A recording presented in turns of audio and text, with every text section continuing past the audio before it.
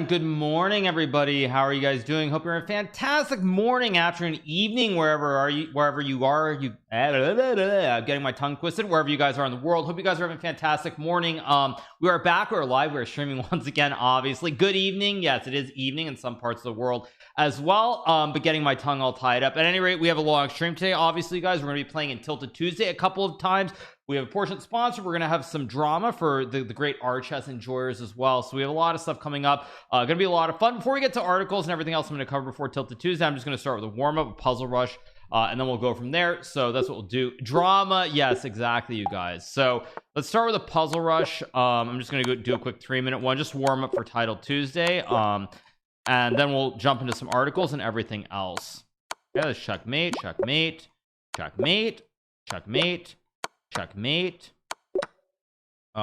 checkmate. Be trade and rook e8 to make a queen. That's good. Check and mate. Check. Take the queen. Okay. Check and bishop e5. Take the queen. I guess knight g5 takes. That's good. That's good. That's good. Should be check. Check and mate. That's good. Takes and block. Takes. That's good. Should be checkmate. Should be check, and I think it's rook d1, make a queen. That's good. Check, checkmate. Of course, check, check, takes. That's good. Check, check, and mate. Obviously, takes. That's good. Should be check, check, check, and mate. That's good. It should be check, check. Just take, take, takes, and here, and takes. That's good. Should be take. Should be rook e8. Checkmate. Should be good. This should be checkmate. Check and mate. That's good. Should be takes, and it should be check, takes, takes. That's good. Should be check, check, mate. That's good. Should be takes, and I don't know what the heck this is. That's good. Rook e6. Now you could take the rook. Rook b2. I'm gonna assume is correct and just take the queen. That's good. This should be rook f8. Takes and mate, of course. No biggies. Check and mate. That's all good. This should be check. That's good. This should be queen d5. Just take the rook and king d7. That's good. This should be here and takes and just checkmate. That's good. This should be check. Take the rook. That's good. This should be check, checkmate. That's good. I'm gonna assume it's rook d2 and just make a checkmate. That's good. This could be knight f7. This could be rook d4. A lot of moves. Tough puzzle. That's good. Geez, that was tough. E1, rook g. I guess just this, and mate. That's good. We check and mate. That's good. Okay, that's good. This should be check, check and mate. That's good. Should be knight e5. It's probably just check, and that's good. This should be check. There, that's good. This should be I guess good. Check, check, check takes. That's good. Mate, that's good. 55, decent. Could be better. Yeah, I mean 55 is pretty good. Not so bad, but it's all good. 55, that's huge. Yeah, 55, very bad, very, very poor score. So anyway, yeah, 55 is actually pretty good objective. I got 55 the other day, but 56 would be a little bit nicer, but it is what it is. We get 55, so it's a good puzzle rush to start. So we're gonna move on, you guys. We have a bunch of articles and other things to cover, so give me 1 second while I stop the music and we move along. So we're gonna cover some articles, some drama, all kinds of different stuff. Let me change the scene and we will go from there. All right, you guys, so here we go. We are going to move on. We're going to start with this image that I saw. Now this is an image from Facebook, of course, from I believe yesterday, if I'm not mistaken. We have this screenshot. Now this is I will just read it out. This was written by Arthur Kogan. He is a strong grandmaster from Israel, currently living in Spain, someone I actually worked with for a while back in 2013. So we see breaking news. Many years ago, I told you about him. I witnessed his cheating system even online, playing against me in ICC, also known as the Internet Chess Club. And after checking his games with his sudden big raise in late age, I warned many organizers Meantime, he destroyed tournaments for many honest players, including famous GMs. FIDE and ACP, FIDE of course the governing body, and ACP, the Association of Chess Professionals, sadly ignored my report since he could pass the test with a still evident system of cheating. But finally, after beating a blind chess student and ignoring sportive values without shaking the hands, not before or after his brilliant win, and hardly sitting near the board all the game, of course with all the emotional damage involved to the blind player having the tournament of his life, till then also destroying his chances for a norm, still remember, anyway, no one can or should be accused without enough proofs. But thanks to a very wise, experienced organizer and a great arbiter, the famous I am Dr. X that refused a daily check was caught in the toilet with a mobile in his hands. Being shocked, he didn't even argue and decided to leave the tournament. Sadly, after so many years around without being stopped, what kind of punishment should he get from FIDE or his federation, if at all? Let's see. Okay, so we now have an article which I also translated earlier. I'll adjust the scene just a little bit so you guys can see this. Let me adjust it just a little bit so you can see it. This is translated article. Let me make this a little bit bigger so you guys can see it. There we go. All right, so we have a translated article. Stefan Docx says, never doubted the result. Stefan Docx, I guess it's an old article, it says was charged with fraud, but his name was completely cleared after an investigation. Professor Regan exonerates Dr. X. Let me make this a little bit bigger so you guys can see it. Let me adjust the scene, of course. Yeah, so okay, this is from 2013. Let me make this I think this is good enough. Here we go. Okay, this is fine. So let's scroll down. So it says Professor Regan exonerates Doc X. This week, Antwerp resident Stefan Docx has been cleared by the board of directors across the board of some allegations that linked him to fraud. Doc X would go to the toilet too much during a game and be off his plate. Now this is translated, of course, to be clear, unnecessarily much off his plate unnecessarily much time. The first official accusation complaints date from the Open tournament in Ghent, which of course is in Belgium. Suspicions were also expressed during the national interclubs and during the tournament in Braschaat, where Doc X was extra guarded and his friends were kept out of the tournament hall. The union decided to take the matter seriously and started an investigation. Before that, it called on an expert in the field, Professor Kenneth Regan, who previously investigated similar files for FIDE. His conclusion was very clear: nothing to worry about. The report of the board of directors of the union says the following about this.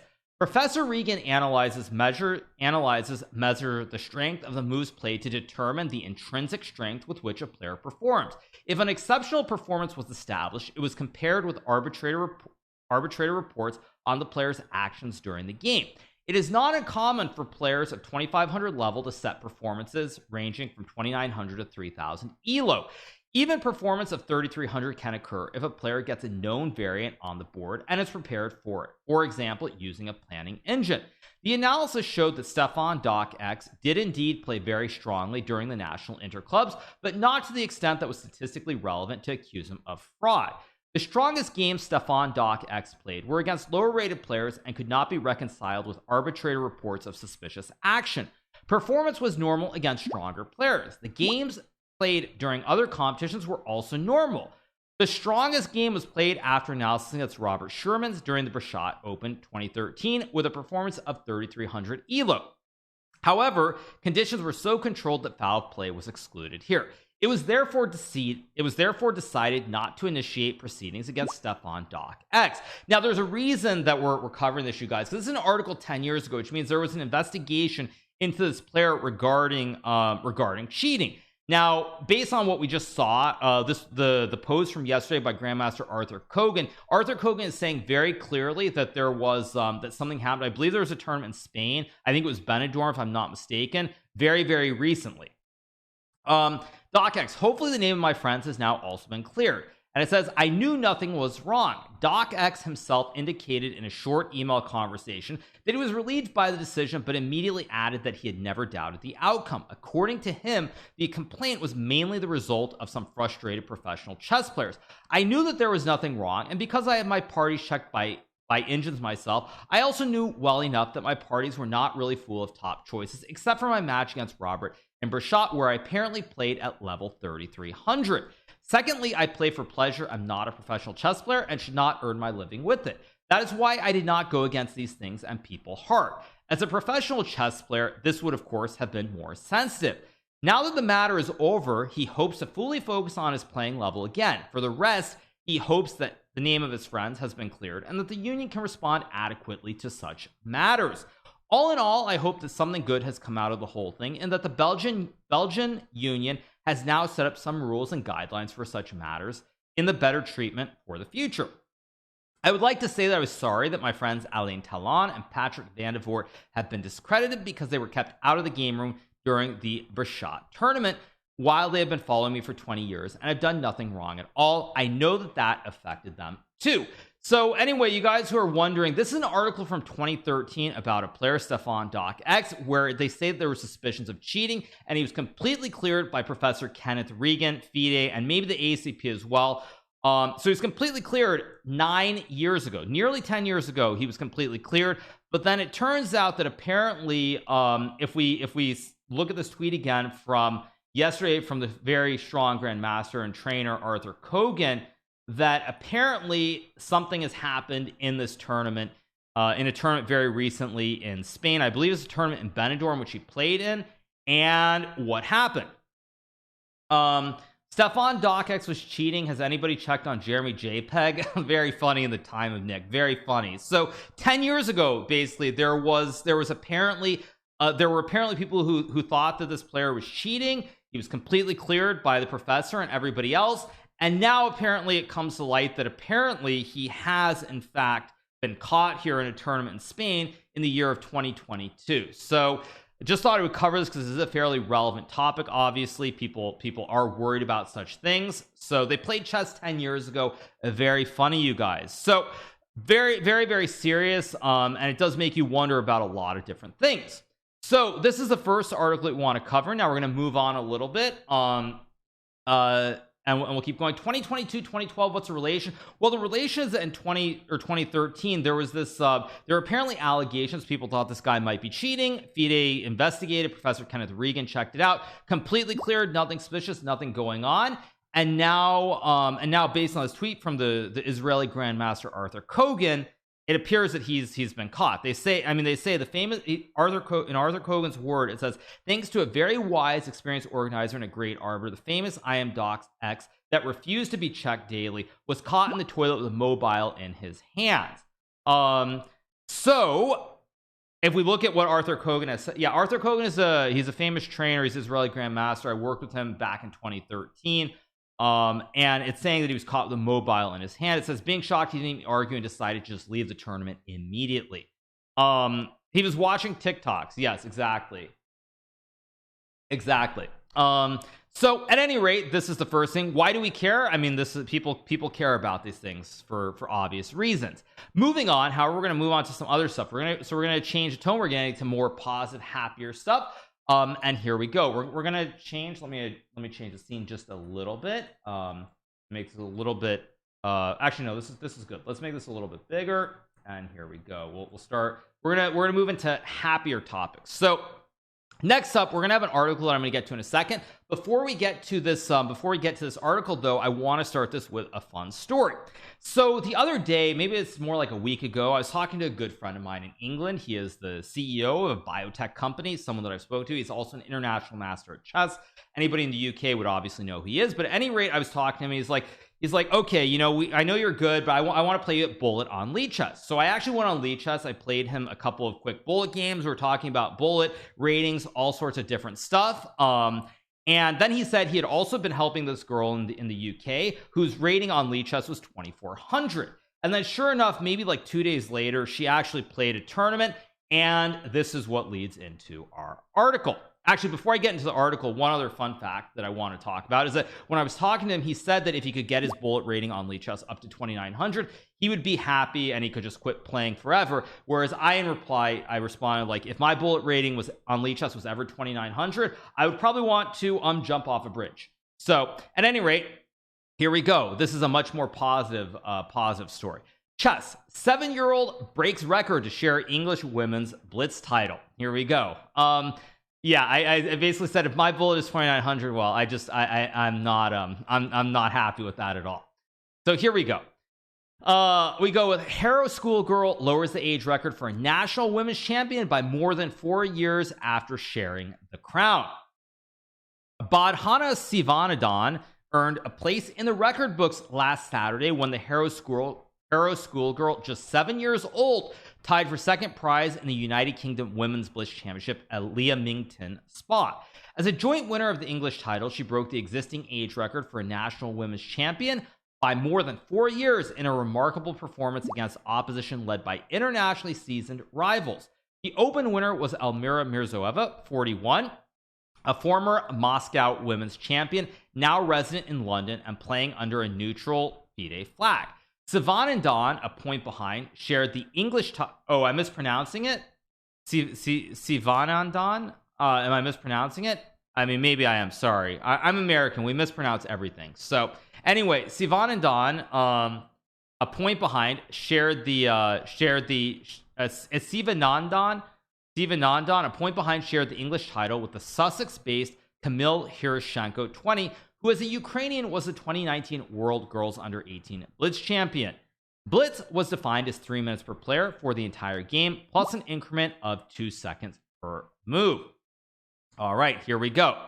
2 seconds per move. Sivanandan, already the 2022 World Under 8 Girl Champion at both Rapid and Blitz, added to her growing reputation by her impressive result, finishing well ahead of several England female internationals. She led for most of the final, winning on time in a drawn position against Hiroshenko after a fluctuating 74-move marathon and reaching 8.5 out of 9 points before a blunder when well placed against the chess broadcaster and writer Natasha Regan set her back. Her only other loss in an 11-14 total was to Mirzoeva. All 15 finals had previously been first or second in regional qualifiers. The youngster's overall performance was rated at 2076 FIDE Blitz points master standard. 2076, you guys. So 7 years old, playing at a 2076 level. That's better than probably all except for maybe 5 people here who are watching the stream right now. So get wrecked, as we like to say. At any rate, here we go. And her FIDE rating jumped from 1556 to 1884. Her 328-point gain may be a record for FIDE rating improvement in a single day. Nigel Short, the 1993 world title challenger and England's most famous player, tweeted, "I don't like to jinx young players by overpraising them, but she looks like a really big talent." Short was himself a prodigy at 9 and later coached several young stars, including 3 times British champion David Howell. Now, actually, nothing against Nigel, but this actually does him dirty. They basically make Nigel sound like he was just some random prodigy and he just coached some stars. I mean, Nigel played for the World Championship, so they actually are doing Nigel a little bit dirty here when they say he was just a prodigy and later coached some talents. When in reality, I mean, he was almost the world champion, for crying out loud. At any rate, let's keep going. The previous youngest national women's champions were Akshana Kalyahan, who shared the the first sentence says it. Am I blind? Oh, it says world title challenger. Oh, I'm blind. I can't read. Never mind. At any rate, the previous youngest women's champions were Akshaya Kalyahan, who shared the 2013 British women's title at 11, and Salma Ahmed, who in September won the Egyptian title at 12. Henrique Mecking was Brazilian champion at 13. Bobby Fischer, US champion at 14, and Judith Polgar, Hungarian champion at 15, ahead of all the men. All right. Polgar was strong enough to win the Hungarian women's title well before her teens, but had higher ambitions. At age 7, the all-time #1 woman defeated a master opponent while playing blindfolded. Sivanandan is a chess maximalist in the tradition of Fischer, who won the 1963-64 US Championship with 11 out of 11 before wiping out Mark Timanov and Bent Larson in the 71 candidates, both by 6-0, something which will never happen again. She won 24 straight games in April and May at the Euro Schools and World Under 8 Rapid Blitz in Rhodes, while her score against far stronger opposition last Saturday included 8 wins in a row. She has a pragmatic, no-nonsense approach to blitz chess, where her preferred approach is to play the first 20 or so moves fast, establish a lead on the clock and a slight edge on the board, swap queens to favor her endgame skills, and then win on position or on time. Again, a little bit of an oversimplification, but at any rate, I mean, this is a normal article. Harder tests await. I mean, they make it sound really easy, like it's just very, very basic, right? Just boom, boom, boom. That's all you got to do, right? That's my strategy too. If only it was so easy. Anyway, harder tests await. In particular, she is competing this season in the top division of Britain's national team, the 4 NCL. Teams of 8 include a mandatory women's board where she plays for Cambridge University. Her first weekend in October proved a baptism of fire as she was outclassed by our famous commentator on this channel who did commentary yesterday, women's international master Fiona Stale and Tony, Luxembourg's number 2 and a popular online commentator on the GMHikaru channel. There are still 9 4NCL games to go, with the next weekend on 14th to 15th of January. Sivanandan told The Guardian that her target for 2023 is to become a women's FIDE master, 2100 level, and to win the world under 8 girls championship at classical chess, which eluded her this year by the slimmest of tiebreak margins. She had hoped to finish first and then take on the boys in 2023. Beyond that, her ambition is to become a grandmaster and England's youngest Olympiad gold medalist, and eventually to win a world title. Her favorite players are Jose Raul Capablanca for his beautiful endgames and Magnus Carlsen for his memory and pattern recognition. At the London Chess Fest in July, she met Rachel Reeves, herself a former national girls champion, and reported the Shadow Chancellor is a good chess player who is a solid and equal game against me, until she blundered a knight and resigned on move 33. Sivanandan currently is no professional chess coach. She hopes to be included in the English Chess Federation's accelerator program for elite talents in 2023 and is mentored by IM Ali Mortazavi and from Stephen Coles of Harrow CC. The ECF provided grandmaster support by the 2-time British champion Jonathan Hawkins for her World Under 8 events, but this ceased at the end of the tournament. So this article is an article about a 7-year-old girl in England. She's very, very strong. As I said before I jumped into the article, she has a rating on Lichess of 2400. Her performance was probably close to 2200 in this event, so it's looking very, very promising. And she is not the only girl right now who's doing well. There's also a girl out of China who I believe is 12 years old, who's 12 years old, who also is very strong. I think it's like Li Mingyao, or maybe I mispronounced it, but there's a girl who's 12 years old who's like 2300, I think, from China, who's very, very strong right now. So both these players have bright futures ahead of them. This is the first article I wanted to cover. Moving on, let's cover the next one. Next article we have is about Elisabeth Paehtz becomes 40th female grandmaster in chess history. This is an article on chess.com. It's Li Miaoyi. Li Miaoyi. Okay. Elisabeth Paehtz becomes 40th female GM in history. Elisabeth Paehtz is now GM. Elisabeth Paehtz, Germany's #1 female player, scored her 3rd GM norm at the 2021 FIDE-Chess.com Grand Swiss in Riga, but then an earlier norm was declared invalid. Now, again, you guys, as everybody knows, 2022 was, of course, the year of the woman in chess, I believe. So as we wind down the year, it's good to at least cover some of these articles. It was declared invalid. At a recent FIDE Council meeting, she was awarded the GM title after all, which makes her the 40th female grandmaster in history. Paetz's excellent performance of 7.5 out of 11 in Riga last year was good for her 3rd GM norm. Well, that's what she thought, as she had 2 earlier norm certifications for her performance in the 2010-2011 German Bundesliga, as well as the 2016 European Women's Individual Championship in Mamaia, Romania. However, soon after Riga, she learned that her 2016 norm had been declared invalid. Why? Because she had faced just 2 grandmasters in Mamaia instead of the required 3. The chief arbiter at the tournament is the highly experienced referee Asha Vardapetyan of Armenia. He had declared her GM norm valid anyway because of his interpretation of the FIDE handbook, which mentions possible exceptions to the minimum of 3 grandmaster opponents, such as Olympiads and continental championships. For the latter category, however, it was unclear whether this was only team events or also individual events, such as the European Championship that Paehtz played in. At the time, she was not sure about the situation, so Paehtz asked international arbiter and lawyer Klaus Deventer whether her norm is indeed valid. Deventer expressed his doubts and decided to ask Werner Stubenwald, also an international arbiter and at the time the chairman of the FIDE Qualification Committee. which is responsible for verifying norms. Stubenvolt confirmed the validity of the norm with a lengthy explanation, after which the case about the second norm was closed for Paehtz. However, after Riga, her 2016 norm was still declared invalid. Luckily for her, this wasn't the end of the story, as other officials and arbiters within FIDE had different opinions about the matter. The handbook was very confusing, and also it keeps on being updated, said Paehtz. Multiple arbiters declared my 2016 norms valid, so that shows how confusing things were. Norm drama, what else is new? Exactly, totally true.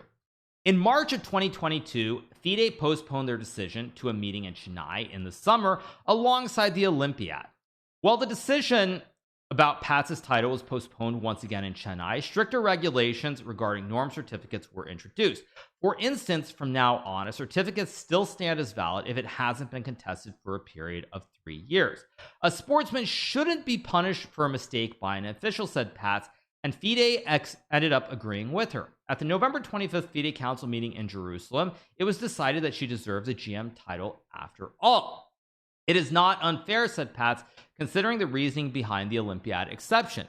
There are only 40 female grandmasters in the world, so for a player it is actually quite hard to meet 3 of them in a women's tournament, no matter how high her score is. The overwhelming emotion for Paehtz right now is relief. I'm mostly glad that it's over, she said. Part of the German community called me a liar and a hypocrite, as some German journalists seemed to relish the saga, happy that it was dragging on. I had a very bad year.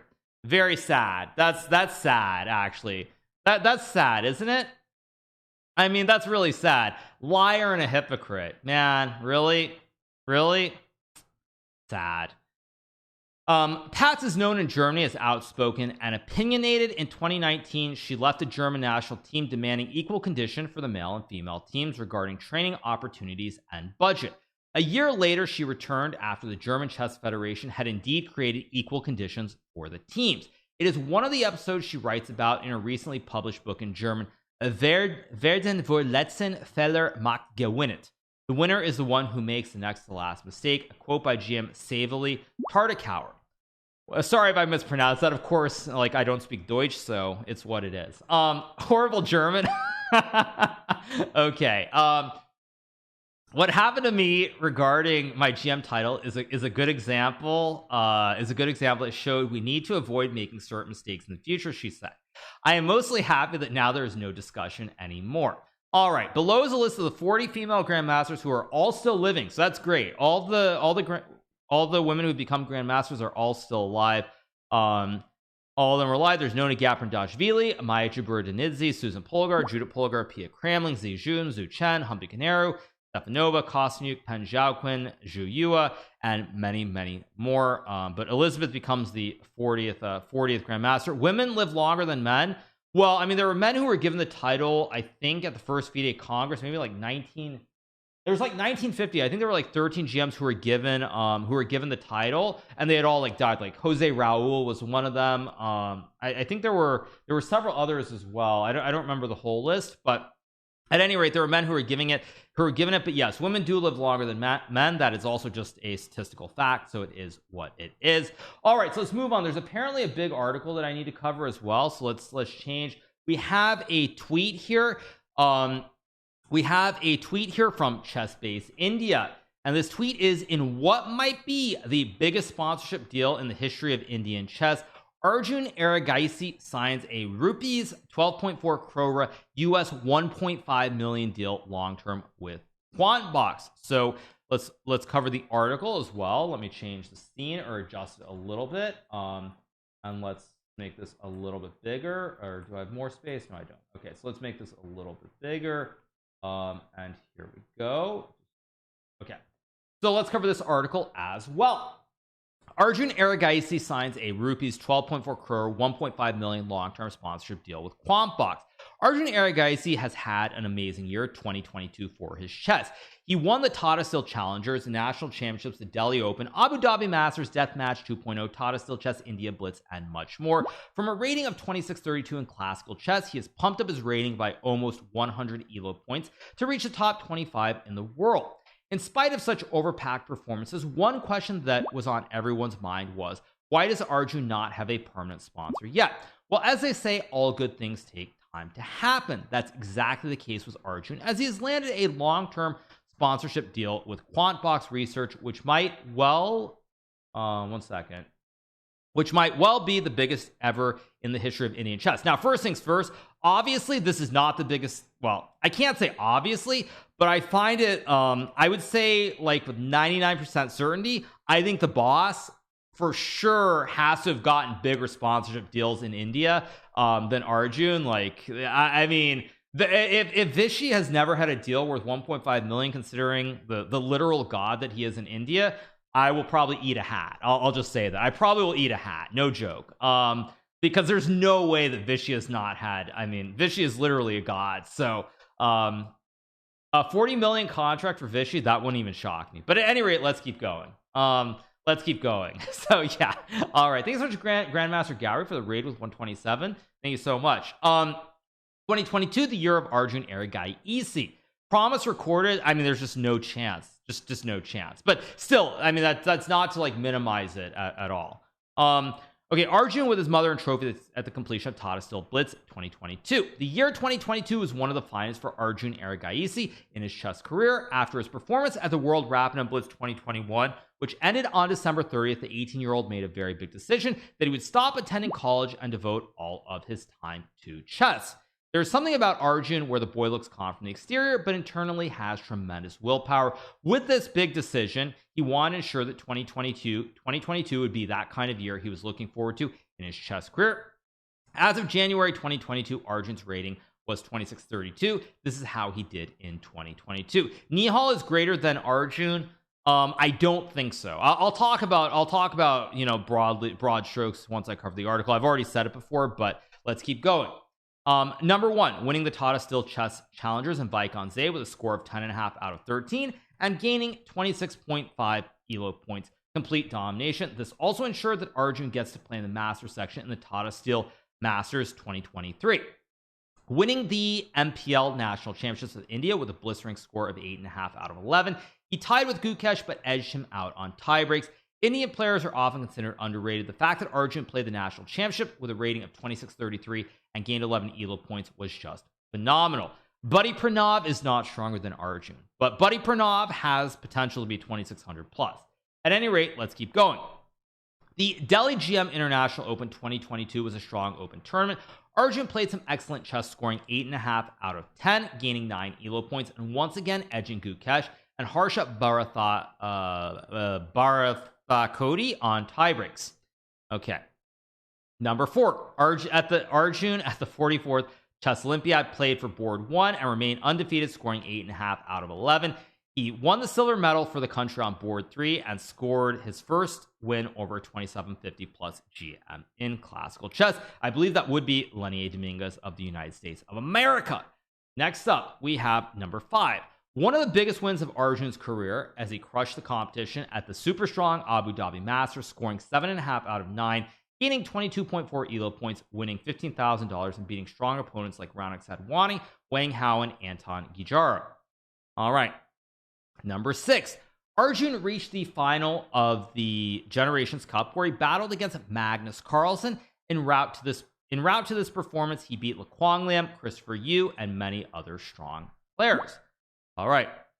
Number 7, winning Chess-Based India Originals Deathmatch against Gukesh with a score of 15.5, 13.5. Number 8, Arjun became the Tata Steel Chess India Blitz champion, finishing ahead of world number 1 Hikaru Nakamura. Arjun also crossed 2750 in the Blitz rankings, becoming India number 1 and also top 10 in the world. All right, let's keep going. With what's this? Magnus is good for what? 62 million? I don't know what that means. Anyway, with all these performances, Arjun has pumped up his classical ELO to 2722, becoming number 26 in the world at the age of 19 years old. And the year is not over for Arjun yet. He will play at the World Rapid and Blitz 2022, where he has a chance to claim home the world title in shorter format. While everyone has been super proud of Arjun's performances, the question on everyone's mind was, why is he not able to find himself a permanent sponsor? Turns out the boy, just like his chess performances, was waiting for the perfect occasion to hit the ball out of the park. Now this is something actually that is worth noting, because a lot of the Indian juniors tend to get sponsors very, very quickly. For example, I feel like if I think about just going back, you have people like Adiban, Vidit, you know, Pragnanta. Almost every Indian player has some state sponsor from an oil company. I don't know what these sponsors are exactly, but generally they have some form of sponsorship, and Arjun definitely has not had sponsors the way that the other players have. So GM Arjun Erigaisi announced his sponsorship, or his sponsor, as QuantBox Research. This marks Arjun's first ever sponsorship deal in his chess career as a professional player of the sport. QuantBox is a quantitative trading firm based out of Singapore. QuantBox was started by Prashant Singh, an ex-chess player and a big fan of Arjun. The sponsorship is for 5 years and amounts to over 1.5 million rupee, 1.5 million US dollars in that period. This comes to roughly rupees 2.5 crores or 300,000 per year. We at QuantBox are backing Arjun not just as a sponsor, but more so as fans, says Prashant, the CEO of QuantBox. In the game of chess, we are extremely optimistic that Arjun will win the world title, and we would like to be there with him all the way. All you hear is box, it's QuantBox. But anyway, okay. QuantBox is one of the most prominent technology-based trading companies in the world. Increasing the market's efficiency is their mission. Their expertise is mathematics, cutting-edge technology, allows them to trade in global financial markets, providing liquidity to the market, etc., etc.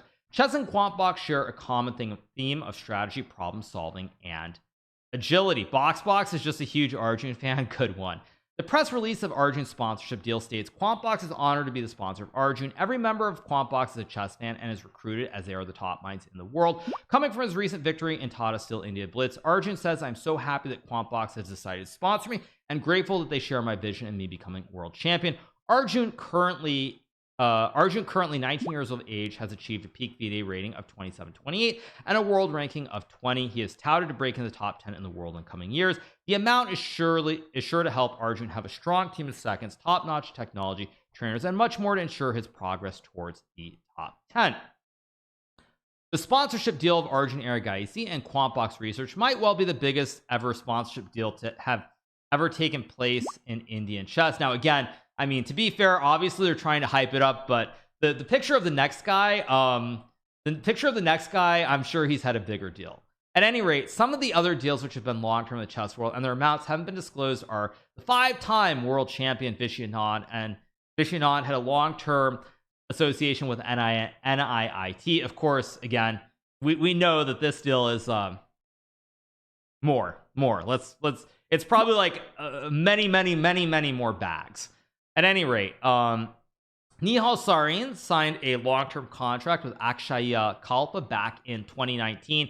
We wrote an article. So first off, to be clear, obviously this is very, very good news. I think, you know, when you talk about long-term, you know, one of the reasons people, anytime I talk about Indian chess or I talk about Vishy Anand, you know, what the biggest thing that Vishy did, I mean, obviously being world champion makes a huge difference, but the fact is, like, his success has really raised the profile of chess in India, and because of that, that is what leads to all these kids having these opportunities and having these deals. So it's very, very good. Why is it always about money? I didn't say it's about money. I'm just saying when they say it's the biggest deal, Vishy is a god. But at any rate, it's very, very good. Obviously, all these kids getting sponsorship deals, and I think the future is very, very bright. Now, broadly speaking, I'd also say that hopefully, in some way, the fact that I did actually throw that second to last game to Arjun, I hope that that also helped, and, like, you know, winning that tournament definitely made it even sweeter. So yeah, very, very good stuff. Obviously, fantastic. I think we wait to see what other deals will happen for the Indian juniors. You know, it does say a lot about it that you do have these deals in India, whereas you don't have these deals happening anywhere else in the world. Even in America, you don't have these things happening. So this is also why I think the future is very, very bright, because one of the biggest problems for professionals, like when you're 17, 18 and you're trying to get there, the biggest issue is that at some point it's not purely about the game. You have to make a living. You find a way to survive. And, you know, if you're not playing the absolute top tournaments, it's very difficult to make a living. And so having that ability to just focus on playing your best, not having to worry about, for example, making that last round draw, securing an extra couple $1,000s, that should definitely help that should help a lot. So going to be very interesting to see what happens. Also, I'm curious to see if this leads to bigger deals for players like Pragnanta or Gukesh and others. why do American companies not like to sponsor chess more? Frankly, it's because I mean there are many reasons. I think the main reason though is that chess does not have a chess is just, it doesn't have the same profile. I mean, Vishy becoming world champion in India, like it made, like it's something that Indians have a lot of pride about. It raised the profile, and it's just different. Here in America, it's just not the same thing. It really isn't. It never will be. Like there's just, it's not going to ever be like that. And I can't obviously speak to like, you know, the cultural or other things, but it's just different. And also, frankly, the other thing is here in America, we already have so many established sports that are really, that really just, you know, take up so much of the money. I mean, if you think about the big sports, so much of the money goes into that already that chess is always going to be something minor in North America. It will never be major the way it is in India. But I do think when you see the support that all these players are getting, that's why when you look out like maybe 15-20 years even into the future, it's very hard to see a world where you don't have Indians. You don't have at least like one Indian, maybe the top 2 or top 3 in the world, maybe not world champion necessarily, but you're going to see more and more, and it's impossible to believe that you're not going to have 1 or 2 of those guys right up there competing in the candidates to be world champion. I mean, of course, these guys like Arjun and Gukesh specifically, I mean, right now they do have the brightest futures ahead of them, but going forward, it's very hard to believe. And also, the other thing is that there's so much support. If Fabiano won against Magnus, I don't think so. I mean, if I go back, obviously those guys are playing later in that city, but if I go back to that match in 2018, like that match, if anything was ever going to blow the roof off of chess in the US, having an American, whether it's Fabiano, me, Wesley, whomever it is, playing for a match to be world champion, that would have done it. And even with Fabiano playing that match, nothing happened. Did not do anything at all really for chess. It did not move the needle. I mean, what happened during the pandemic moved the needle in a way that I thought the match had potential to move it. It just didn't do anything. Didn't do anything at all. So I mean, I don't think anything will ever really make it super popular. Maybe if Fabiano had won, it's possible, but even the popularity running up into the match, I don't know. It did not do what I thought it was going to do. Please go run for president and make chess great again. Yeah, you guys, thanks for that. Maybe if I was one of the first 5 presidents in the US, I could do it because they all played chess, but the last few probably haven't really played, so unlikely. Anyway, you guys, so all good stuff. Obviously, it's going to be very interesting. Speaking of the juniors, I think, you know, obviously I'm playing one of them in a couple of days. I'm playing Nihal Sarin in the semifinals of the Speed Chess Championship. So that's going to be quite interesting. I think, as I said in interviews, in classical chess right now, I think that Gukesh is probably the strongest. But I don't think there's a very big margin. I think he and Arjun are very, very close. I think that Nihal in classical is quite a ways behind right now. Prague also, I think, around the same kind of level. I think both Gukesh and Arjun are very far ahead of everybody else at the moment in classical. Rap and Blitz, obviously a whole different story, but in classical, I think it's definitely true that those two guys are way ahead of everybody else in India. But you never know which next junior. Might be Raunak, it might be Prague, I mean, it might be Buddy Pranav. Who knows who it's going to be, but I think there are only going to be more and more who are getting good. Do I consider Ali Reza Jr.? Not at this point. Not at this point. So anyway, that was the last article I have to cover, you guys. So we are going to be starting with Title Tuesday very, very soon. So let me register at least. Let me join the tournament. Let me change the scene, obviously, as well, and we'll go from there. What about a speed chess? Not sure, but let's play a couple of games of Blitz. Let's see who's online. Or actually, before we play Blitz, I do want to talk a little bit about the SEC, of course, because I think some people were a little bit unhappy with what I was saying yesterday after I played Levon. But the main point that I was making for people who are wondering about the match yesterday is that with the SEC the last like year and a half or so, I really haven't enjoyed, or not last year, the last 2 editions, I haven't really enjoyed the SEC all that much because it feels like most of the matches I've ended up ahead fairly early, and it just feels like the last hour or so, like I'm not happy because I want the match to end. My opponent's not happy because they have to suffer through it, and it's not the greatest environment. So you know, like when I was playing Levon yesterday, for example, I could tell like Levon was just getting more and more upset. He was very frustrated, and it was just like, I mean, why are we even playing? It's like not befitting for a player like Levon who's so strong to have to suffer and keep playing. It's just like, I mean, you can't resign. You can only resign with 10 minutes left in the bullet. So no, you can't resign. So it's just like I mean, why do the players have to suffer like that? It just doesn't really I know it feels wrong somehow. It feels like you're allowed to resign, but only with 10 minutes left on the clock and bullet. So you aren't really allowed to resign, unfortunately. I guess I'll just play king f2. Very, very slow position here. Go bishop c2, maybe b4. Plays b5. I don't really like that move. I'm gonna go b4 here. So can you just quit only with 10 minutes left in the bullet? So like, you know, at the start of the bullet, like I'm sure if Levon was asked if he would want to play, he'd probably be like, nah, I don't want to waste my time playing. I'm gonna lose. Like, what's the use? Okay, wait, I gotta move. Let's take and go here and bishop d3. I should have gone to e3, of course, but it is what it is, as the saying goes. Of course, I shouldn't have allowed c5 either. Go here, maybe hit the pawn. Takes, I just take. I have knight c2 or something. Should be fine. Thanks so much to Frosted Man for the 22, Fisher and Chips for the 9, Curry HC for the 29. Let's put some music on for a little bit.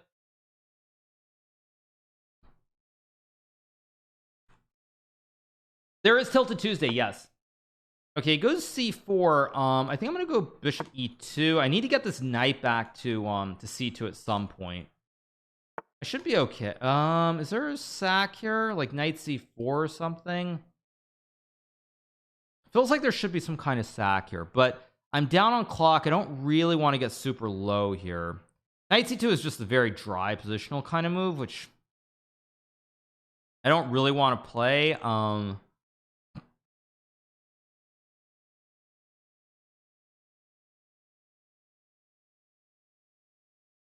don't know, I'm kind of curious. I want to see what's going on here, so I'm just going to do it.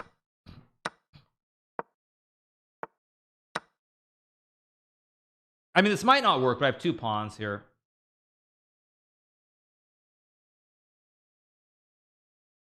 Thank you so much, Suckfish. Thank you so much to FuryNet. Thank you, Blaze Snowbill and Eugene Shorts. Thank you so much. Appreciate it. SEC, my most exciting match was against Ding Loren. I love that match. Was like the creme de la creme. That was a great match. I love that match. Oh, and I should have taken. Oh wait, no, takes at knight b6. What am I smoking? So it goes bishop e6. I'm gonna go bishop e4 here. Like d5, bishop d3, knight 6, rook a6. I mean, it's probably only a draw, but still. Yeah. Maybe takes, still okay. I'll pre-move it. Would I play a Sam Bankman fried liver attack today? I don't. Is that the gambit where I basically I don't know. I don't know what you're supposed to do. I mean, he's in jail, right? He's in jail, I think. Do you think the origin of chess was in India? No, the popularity is Vishy Anand. He became world champion, and I think the national pride, everything around it, and the fact that, frankly, it's not like he was just good. He was not a one-hit wonder. He wasn't just good for like 2 years or something. Like Bobby Fischer, for example, was a world champion, but it was a very brief period of time. Like, that's the thing. I mean, Vishy was good for like 25 years at least. He's still freaking good. Like, I mean, this like Vishy wasn't a one-hit wonder. Fischer was really good, but it was a very brief period in time. I think I just pushed the juicer. This looks very scary, actually. I might just be winning here. I mean, that's the biggest thing, is that the Vishy was not just good for 2 years. Bobby was world champion. It was a very brief period in time. Whereas Vishy was good for like 8,000 years. Almost literally. Thank you so much, Cypher Unknown. Okay, bishop f6. I can obviously trade, but bishop f4 looks very strong. I mean, I think I'm just winning. Just resigns. Okay, we win. We take those. We take those. Let's play one more. I'm gonna play Burley. He wants to make a draw. He can make a draw. I don't care. I mean, I still gain 2 points. Yeah, so let's just play a good game. Yeah, Vishy is still very good too. That's the other thing. Like, Vishy's not. I mean, it's not like he's like bad or something either. He's still a very good player. Okay, bishop a4. Let's just play rook e8, I guess. Go a6. Maybe I take. Title Tuesday starts pretty soon, you guys. I'll play d5. Probably b5 at some point, but we'll see. Let's go b5. Go here and just trade. All pretty standard. h3. I guess I play h6 to stop knight g5. Let's take. I mean, knight e4 is very dry. Probably trade and make a draw. He's going away for a long time. I don't know. I mean, maybe not. You never know. Hard to judge. I mean, I don't really know much about it. I mean, maybe he's innocent. For all you know, maybe he is innocent. Maybe he did nothing wrong. Maybe he didn't know that the accounts were mingled and other stuff. I mean, I don't know. Who knows? Of course, why did I mean, this is just headed towards a draw. Why did I do this? Sure, Kappa. I mean, you never know, you guys. Maybe he's innocent. I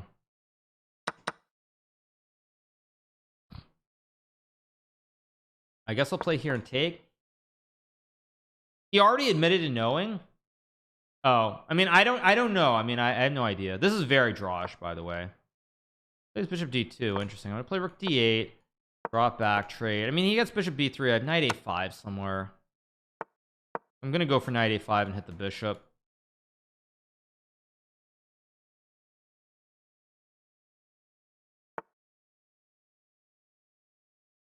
Knight a5 is playable.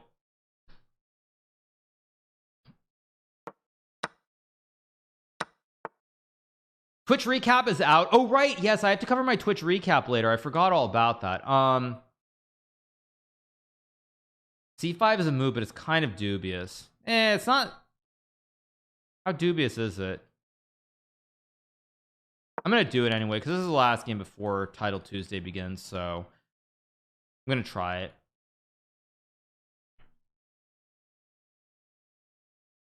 $2023chess.com buys out Ludwig's empire for 100 million. You never know. His empire is pretty boss like these days.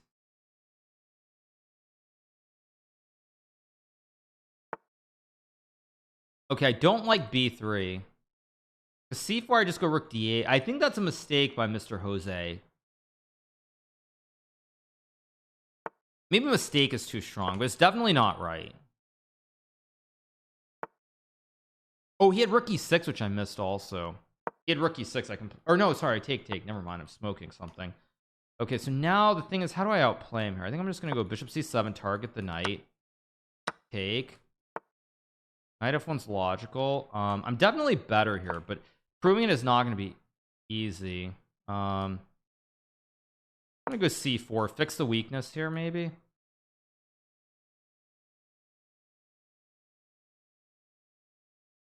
I think I'm better here. I just don't know if I'm much better or just a little bit better. The only problem.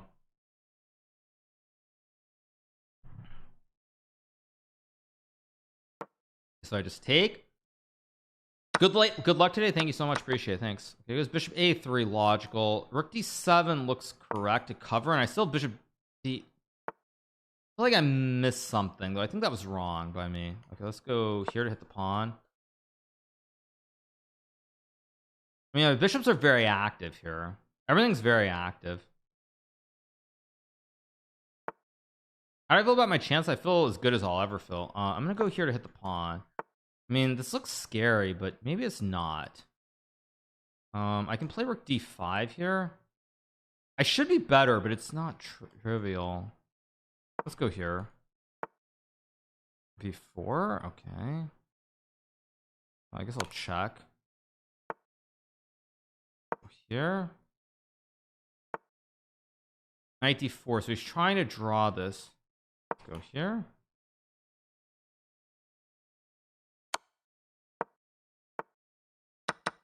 C3, C2. I think I'm just winning here. Yeah, I'm just winning. There we go. Very good. GG's. Got the dub. 2 quick wins. All right, you guys. So I'm gonna take a short break. I'm gonna go brew some iced coffee from Dunkin' Donuts, and I will be right back, you guys. So give me 1 second, and we'll be right back.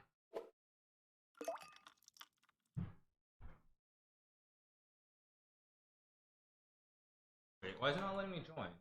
Back? Why is it not letting me join? There we go. All right. All right, you guys. I'll be right back.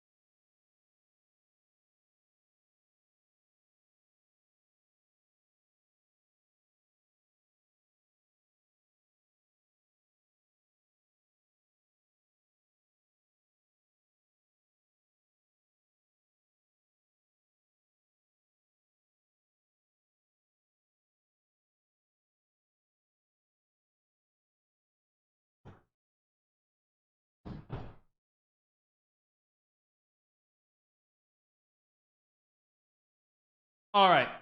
Okay.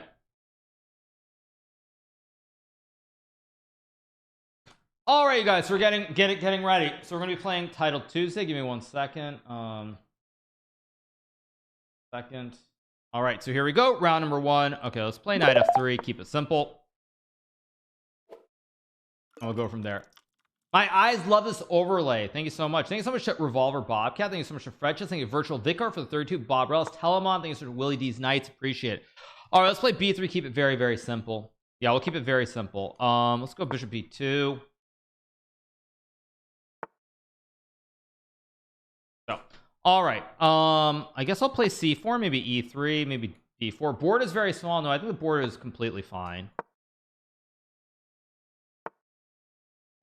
All right, let's go d4, bishop d3, knight bd2. Keep it simple. Chessboard is so small. No, I think the board is completely fine. You guys can see the board just fine. It looks completely fine to me. Am I crazy? What do you mean the board's completely fine, you guys? What are you talking about? Yeah, I gotta play Title Tuesday.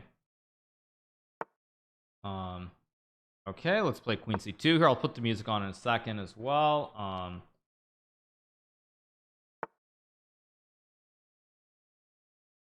Okay, let's play h3. Kick the bishop out of town. Let's take.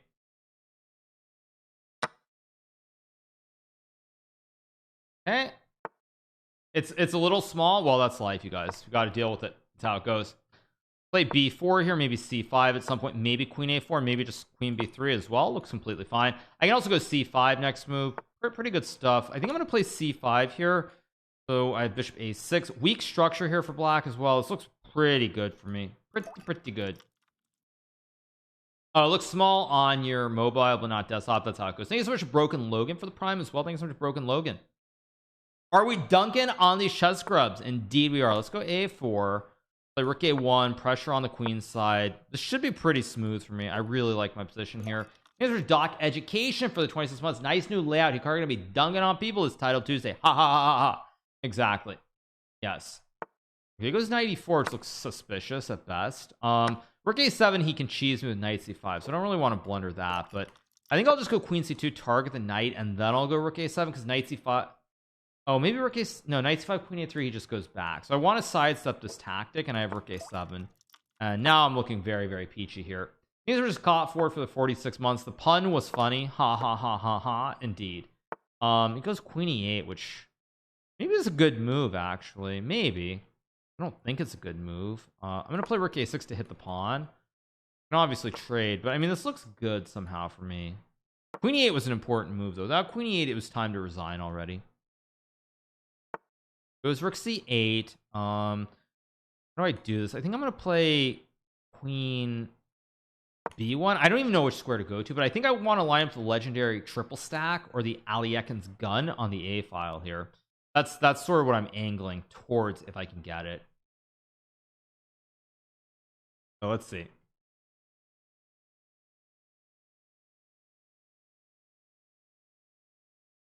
See what he does. Thank you so much to iPhone for the prime. Thank you so much to iPhone. I appreciate it. Thank you so much.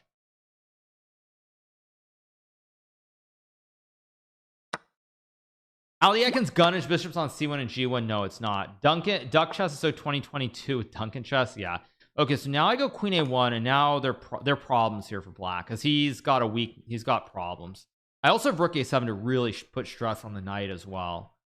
I mean, I guess he can. Okay, takes, and now I think he's about to end up in a lot of trouble. He can take, but it should be collapsing, but it's not so simple. Goes knight e5. The rook a7, knight d3, knight e6. Yeah, I think this is winning. Knight e6, and then I get queen. Then I get queen g7. I think this is pretty straightforward. Let's see what he's gonna do here. This should be really, really good for me. Really, really good. I mean, it looks really, really good for me. He takes on f2, which I did see, but I'm assuming that somehow I have tactics here. So wait, if I take knight d3, knight d3, king e2, knight f4, king d2, queen e4, actually tricky. Bishop f5 is a move. Bishop b5 is a move. Bishop c2 is also maybe a move. I don't want to burn too much clock here. Yeah, I think I'm just gonna keep this very slow with like bishop c2, because now I think he has problems with his knight. There's nothing that he can do here. Thanks so much to whoa for the Prime and Oxford comma as well. Thank you so much, appreciate it. Thank you. Yeah, this looks very good for me. He's gonna have to move the knight, but now I think on knight f3. Oh, he's got knight d7. Oh, this is really stupid by me, actually. Really stupid. I'm playing this horribly. He goes knight f7 and it's not so easy. The heck am I doing this game? I'll still probably win somehow, but yikes. Let's take.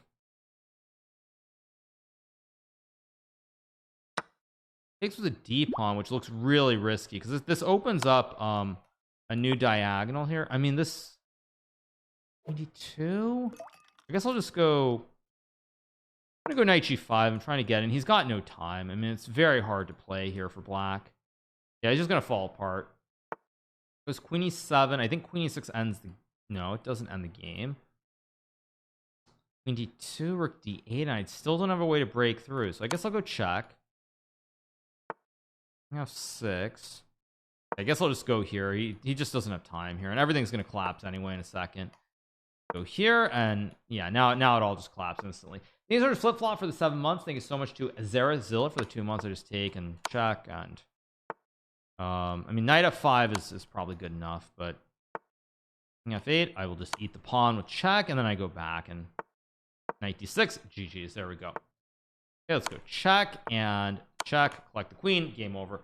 Okay, 1 up, 1 down. So far, so good. We win the first game. Let me pull up another game. Alirez is playing. Everybody's playing. Let's pull up another game. I'm gonna go brew my coffee. So give me 1 second.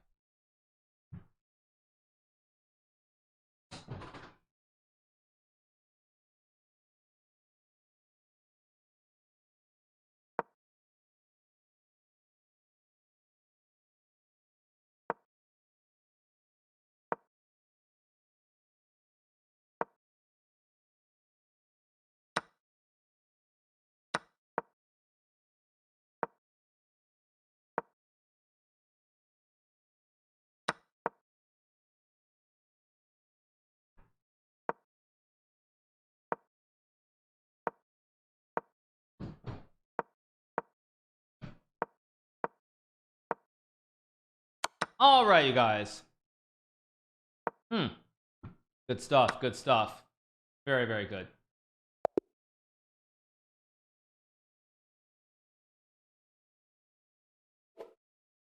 Wait, what did I just do? Okay, let's see. All right, let me open this in Spotify. 1 second. 1 second. We're gonna put some music on, by the way. So give me 1 second. We'll go from there. All right, here we go. Okay, can I play 80s mix today? No, we can't do that. 1 second. Here we go. Up the music a little bit.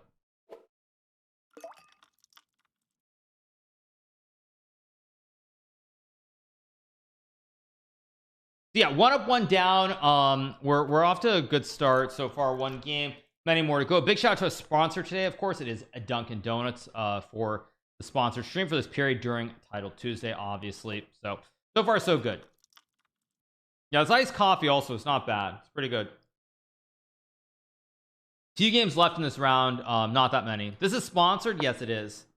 I have never seen a Dunkin' Donuts shop. I guess it's an American brand. Of course, it's American. Yep. Here are the standings. Okay. Here are the standings. We got the standings here. So it's me on 1 out of 1. Wesley's playing. Bogdan Dayak is playing. Alireza Farouj is playing. Dulles is playing. A bunch of others. Those of you who are asking me about Alireza, why he's not playing. You know, I don't know the reason he's not playing. What I do know is he has very steep conditions for certain tournaments. So I think that's probably a large part of why he's not playing. I think he wants that big he wants a big Arjun bag. That's what he wants. He wants that bag of Arjun. At any rate, okay, 1 out of 1, round 2 coming up. Here we go.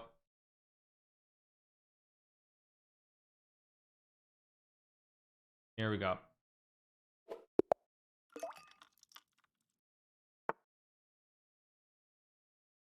Okay, so let's go G6, keep it straightforward here. Go bishop G7. Title Tuesday, too much investment, man. 3 hours, only like $1,000. Dude, it's content. I mean, I enjoy Title Tuesday. Is my favorite day of the month, or week, sorry, I should say. I love Title Tuesday more than the SEC. I wasn't joking when I said that. Like, the SEC is fun and all, but Title Tuesday is where it's at. I got to get my fill of Title Tuesday. If I don't play Title Tuesday, I'm never happy. Hikaru's editor should edit Arjun's face onto a bag. I mean, I'm not actually trolling. I think Alireza wants the Arjun bag. He wants the Arjun bag for sure. These are Drapsy for the prime, they Dirty VOD for the prime, No Top for the prime, Flexi for the 6, Jayhawk for the 17, Bonding Sets for 24, Electronic App the Opticon for the 15. Let's just go E5 here. Okay, I'm just gonna take the knight, probably take with the knight or the pawn. And if I take with the pawn, he gets some knight d5. So I guess I have to just play as very. Yeah, I'm not really a huge fan of this position, but it is what it is. Do I like Title Tuesday more than Arena Kings? Oh, absolutely. Title Tuesday is like the best event of the week. Easily. It's not even close. Easily. Queen d2. I can play f5 here. It's an interesting concept. I'm going to do it. I can just take the knight maybe. It goes to f4. I think I go to c6. I'm worried about diagonal problems. I'm worried about the diagonal, so I think I want to put the knights maybe on f5 and d4 here.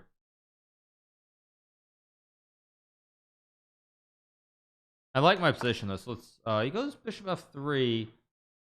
I can play queen e8 maybe. I can also not play queen d7 allows e5, so I don't want to do that. I'll just take, why not? Maybe knight f5. Oh, I also have d5 d4 lurking here too. Takes with the bishop. That looks suspicious to me. I'm gonna go queen d7 and rook a8. Just keep this very, very plain. Very, very plain and simple. I'll go rook a e8, of course. Just knight f5. I don't actually love my position here. It's not the greatest thing ever. It's fairly decent. Okay, let's go here. I could have played knight f5 right away, I guess. Doesn't change anything really. Knight f5 now. Maybe knight d8, knight e6 is also an idea somewhere in here. Maybe. Nickelodeon Hikaru, good one, yeah. Okay, he plays rook de1, which looks very slightly wrong. I guess I'll go rook e6 and maybe rook e8 here. I don't know if it makes sense. I'll pre-move this capture.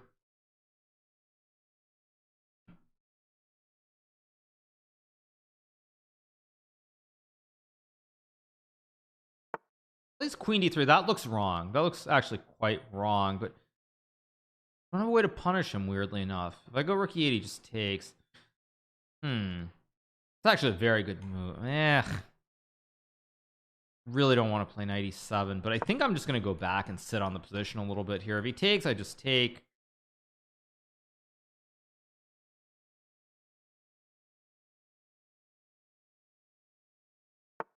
Wow, I find his queen h3 also a good move. This will go knight f5 back.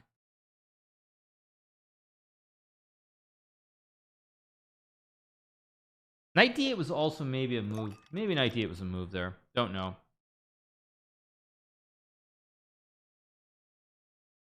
This little pre-move pawn takes. Keep going.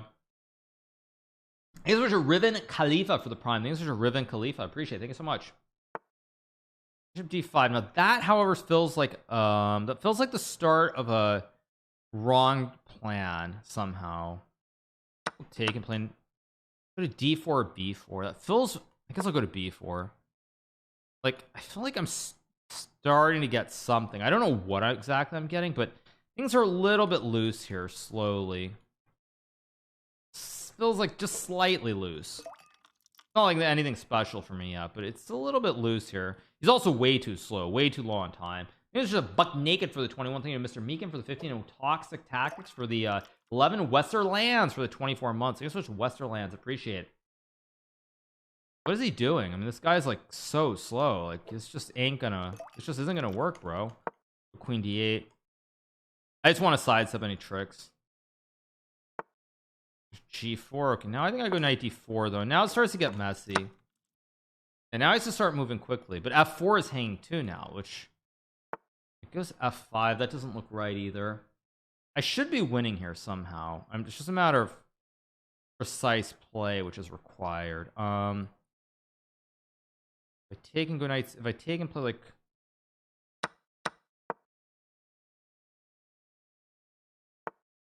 e4, logical. Oh, that was a bad move by me, wasn't it? What am I doing? Oh shoot, what am I doing actually?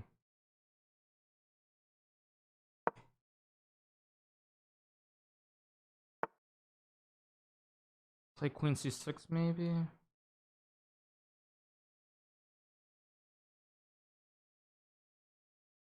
Oh yeah.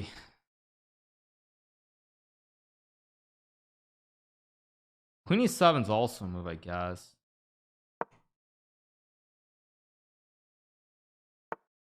Before I expected that. Oh yeah. This is actually really scary. If I play this.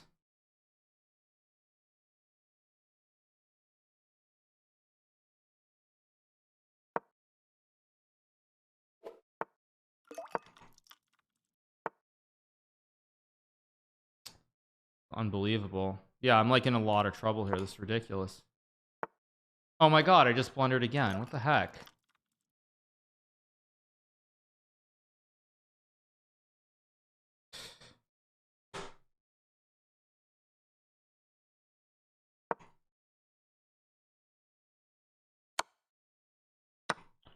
Ridiculous. Maybe walking hobbit for the 3. All I do is hang on for 1 second and I would have.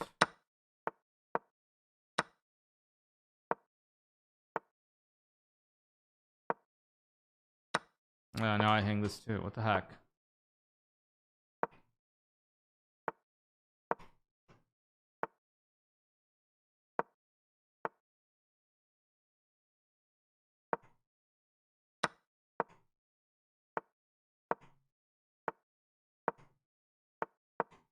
Yeah. Whatever. Yeah, I think it's a sofa suit. Thanks.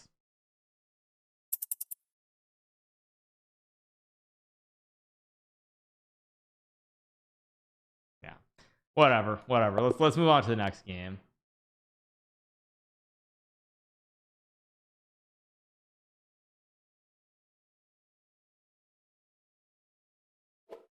These are Giancarlo for the 25 months. These are Giancarlo.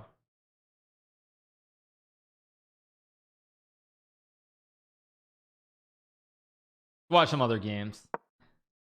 Watch the Axe game here.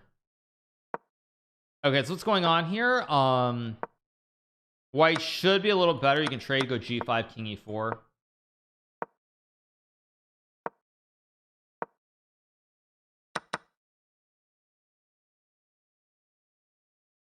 What's going on? King e6, just h7, knight e6, h7 as well. Can we what? Yeah. Can we analyze the game? I'm not analyzing it. Definitely not analyzing it. Let's watch some other games. Let's say Vidit's game here. This is actually just going to be a draw here.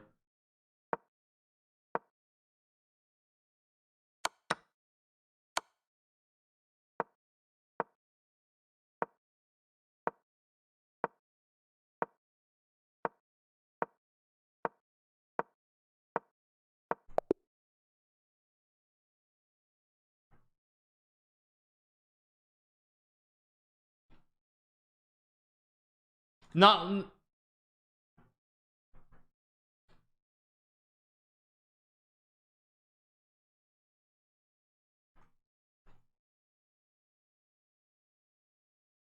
all right. What else do we have? Let's watch some other games.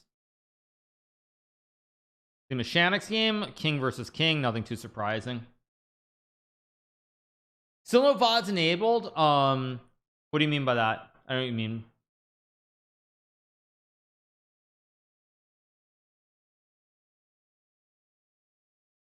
At least now, yeah, the predictions got scammed.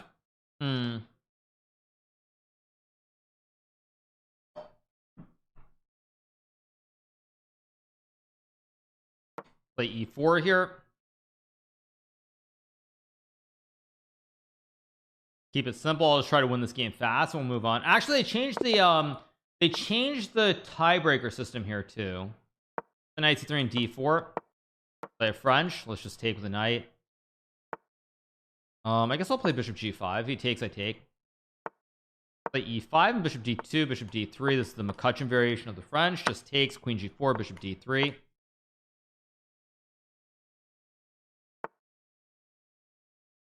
Go here and takes. Concentrate on your game. Play h4, rook h3, rook g3. This will play bishop e2. This is a very old variation in the French. Just like rook h3, rook g3, and knight h3, knight f4. Generally how you play it. Let's go here. Hit the pawn. We're playing Matols. Who is this? Okay. Let's keep going. I'll go knight h3, knight f4 next move. Play a3 here, but I think knight f4 with the idea of knight g6 is supposed to be very, very scary for black. Yeah, this knight g6 and rook f3 I think is very, very bad for black. I'm just gonna go here. I don't even care about the pawn in a way. I think I'm just gonna go like king e3 or king e1. Probably I'll go to e3 here.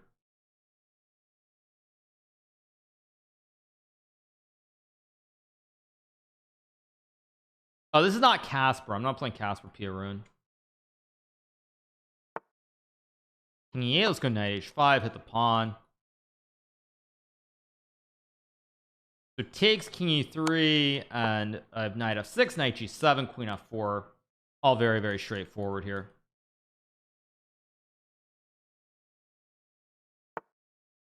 King 7. I guess I'll make a check. Take the rook. Takes. Very straightforward game.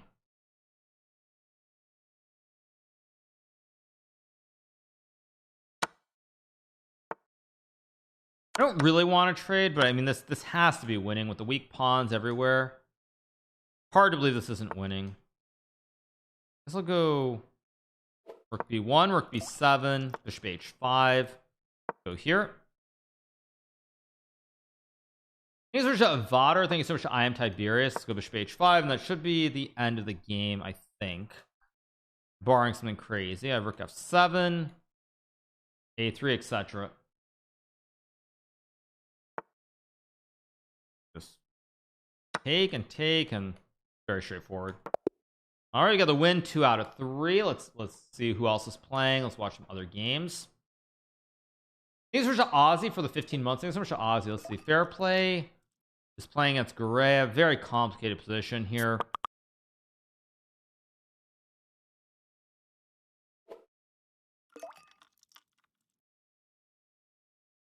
Crispy on fire with the trolling today. Yeah. Okay. Very messy game here.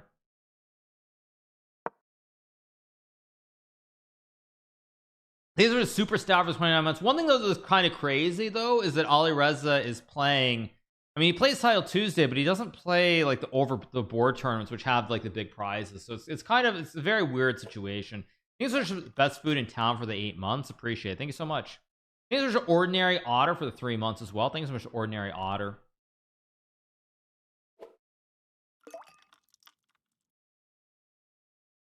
Messy. Oh, right. The game is today, isn't it? The game is going on. The game is going on, I believe. Yeah.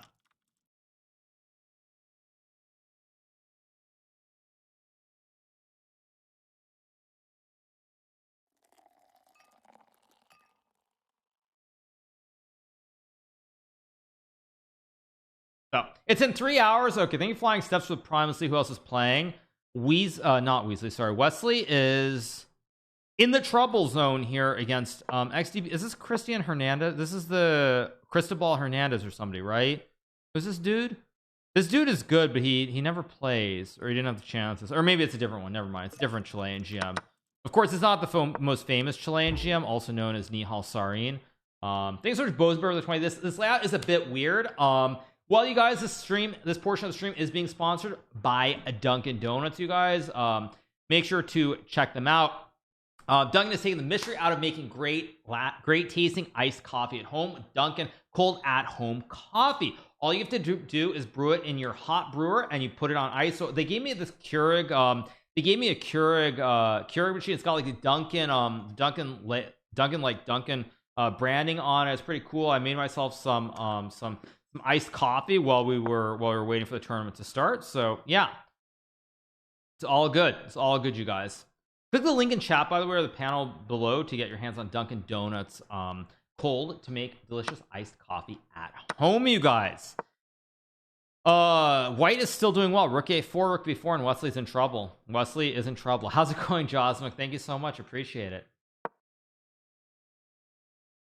Yeah, it doesn't dilute it. Like you'd think that when you put the ice in, it dilutes it. It's not diluted at all. It's pretty good. Very good. Knight A5, Queen D5, Rook B4 is what he should play. Will he play it? I don't know.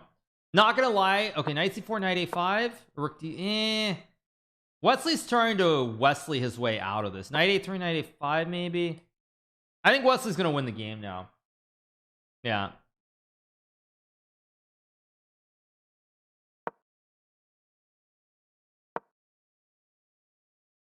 Knight A3. Now you get Knight B5, and there's all kinds of forks here. Ooh, family fork lurking.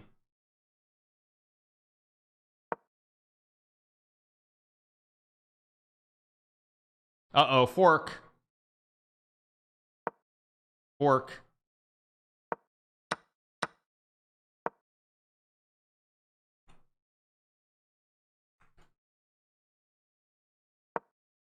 Question is Sinister Magnus under a different handle? I don't believe it is, you guys. I said it before. I think Rook C2 and there's Ice Skaters lurking. I'm pretty sure the Sinister Magnus is Jan Nepo Mariachi.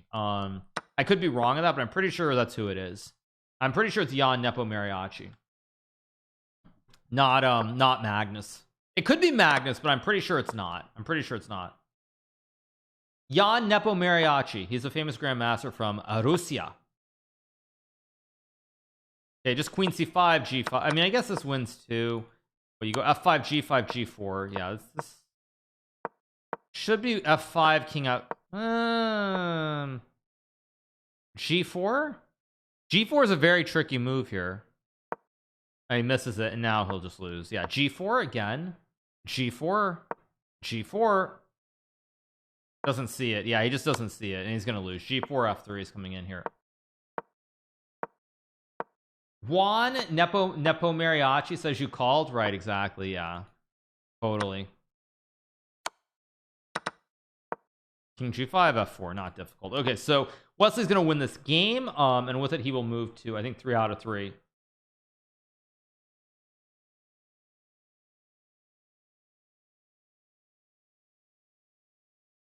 Yeah, so he gets the win. Let's see who else is playing. This game's over. Let's see what else we have. Is he in those movies? I don't know. Thank you so much to Juan Nepo Mariachi for the 3 months. Thank you so much. Appreciate it. Was Nepo losing to MVL expected in the SEC? I think it was 50-50. I don't know specifically what it was. Okay, we still have some other games going. F6 obvious, or no, I guess not. Okay, F6, King H5. I mean, this should be winning for white, I think. Should be winning. Thank you so much to Bandit for the 42 months. Thank you so much to Clayton, please, for the Prime. Missed all last week with vacation in Aspen. Hope all is well with everyone. You're in Aspen, dude? That's impressive, shall we say? Just a classic vacation in the most expensive city in Colorado, but who's counting? All right. So let's keep moving forward. Yeah, tell us you have money without telling us you have money. Yeah, so I was just on a family vacation in Aspen. Like, no big deal. It's just Aspen, like just a normal place to go on vacation. Yeah, just normal place. Just a normal place to go, Bantam, obviously. Just normal classic vacation. That is totally flexing without flexing. It's like, yeah, I'm rich, but you know, I don't want to say I'm rich, but I am rich. Aspen isn't that expensive, only a few grand a night. Right, exactly. Okay. Play the Karo Khan here. Keep it simple. Go d5. Boone NC is Aspen for the rest of us. Let's just play h5 here. Play e6. Take and go knight e7 here. Okay, let's go here.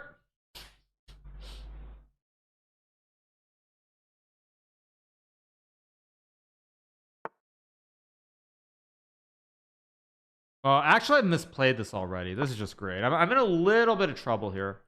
Oh, this guy's a GM. I didn't even notice he's a GM. Yikes. Okay. I guess I'll go here to hit the pawn. I didn't even realize this guy was a GM. This is not good.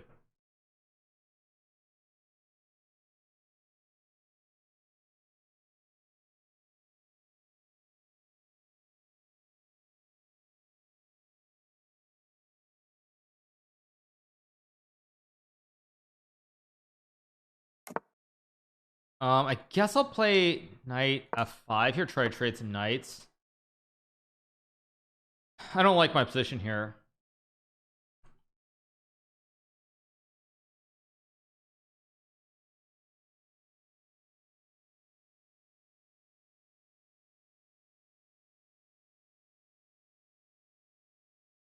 Favorite donut? I mean, depends. Really depends. I would say, I mean, in general, like I've always liked glazed. I gotta be honest, I've always liked glazed. What can I say? Glazed has always been my go-to. I mean, glazed is always my thing. I don't know, like, does that make me a bad person or something? Isn't this just a free pawn, or am I just smoking something? It's a free pawn, I think. I'm too simple for liking glazed donuts, really?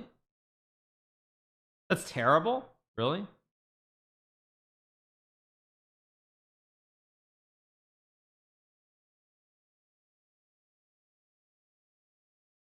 I mean, that's just me. I've just always liked glazed, but that's just me.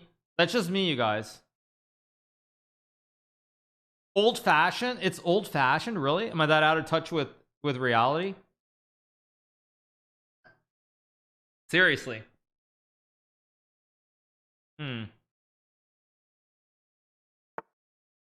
What? Oh my god, what is this move? What the heck? Wait, this is like seriously hardcore inspired chess. What the heck is this?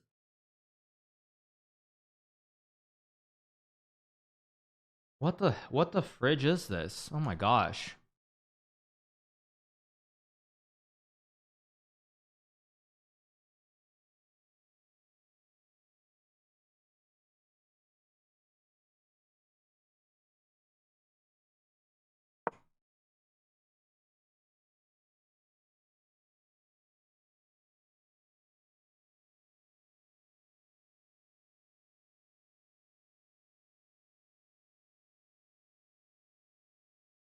I mean, if I take the knight he takes, and I'm actually in trouble there.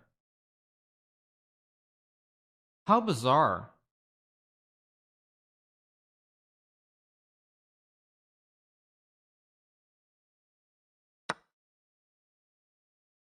Now the question is, do I take with a pawn or do I take with the queen? I take with a pawn. I gotta get my king out of here. I just gotta get my king out. That's all I have to do here. He's low on clock though.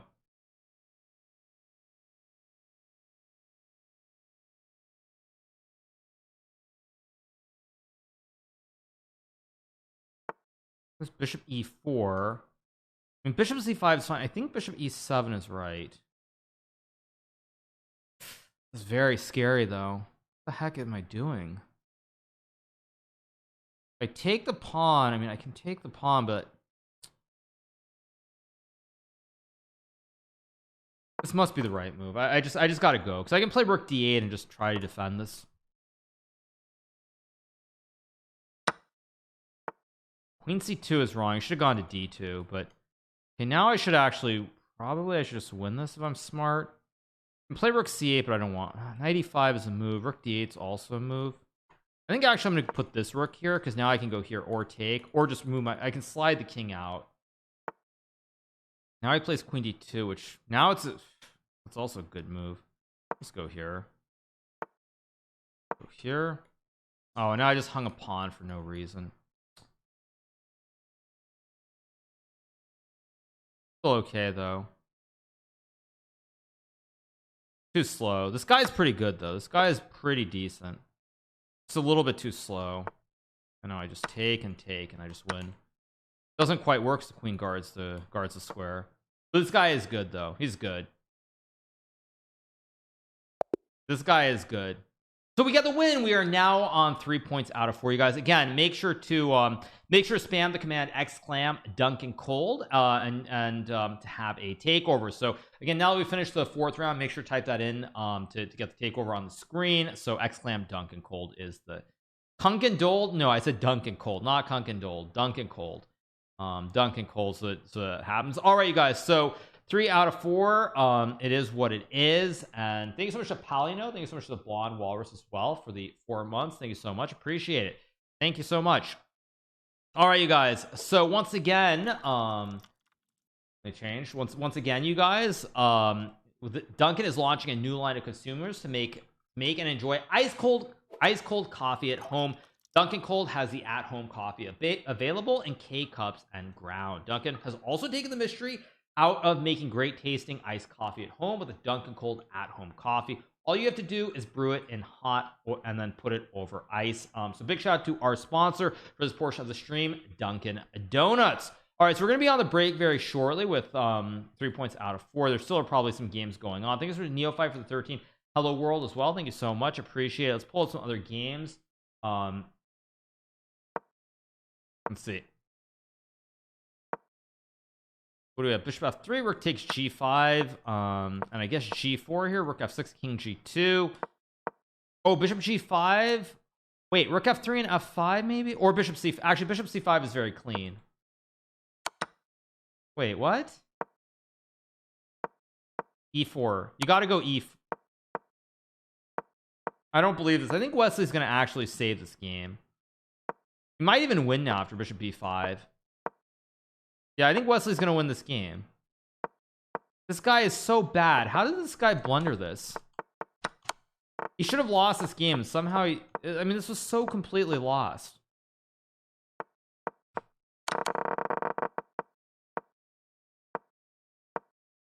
d6. Let's go. Bishop a7 and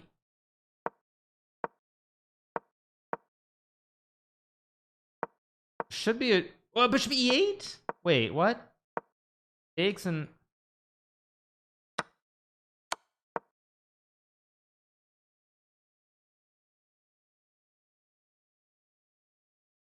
king f4 takes and king f6. I mean, there should be king f6, king e6, king e5, king d6, and it's a draw. Wow, what a game!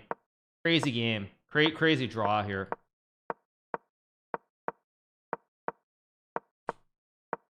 Crazy crazy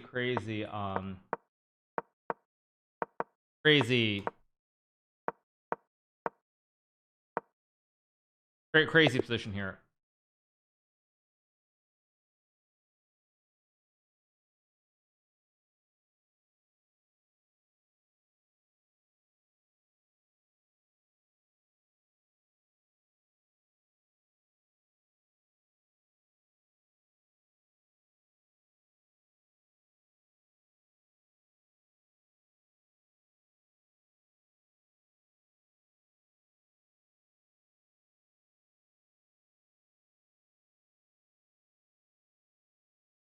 So, all right, we got a draw in this game, so 3.5 out of 4 for Wesley and everybody else. Let's see what the standings are here. Show the standings. Yeah, here are the standings for right now.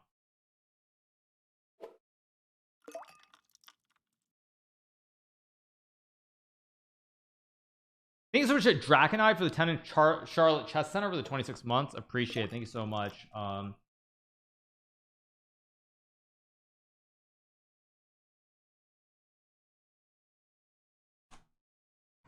So Yeah, show the standings. So right now Dulles is on 4, Goofy Penguin's on 4, Exotic Prince is on 4, Farouche is on 4, Fair Chest is on 4, Shield is on 4, and Alexander L is on 4 as well.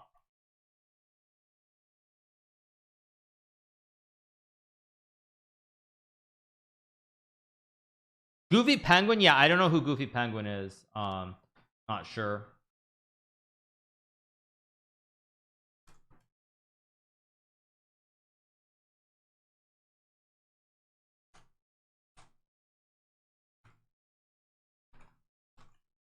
Farouche, yeah, Farouche is also on 4 points as well. Farouche is also on 4 points.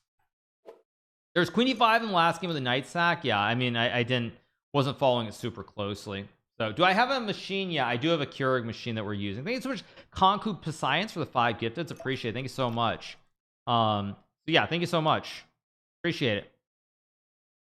Yeah, so once again, a big shout out to our sponsor of this portion of the stream, Dunkin' Cold. You can get the delicious bold flavor at home like never before. Dunkin' Cold stands up with ice, or stands up to ice even with this bold flavor when it is cold. So big shout out to Dunkin' Donuts once again.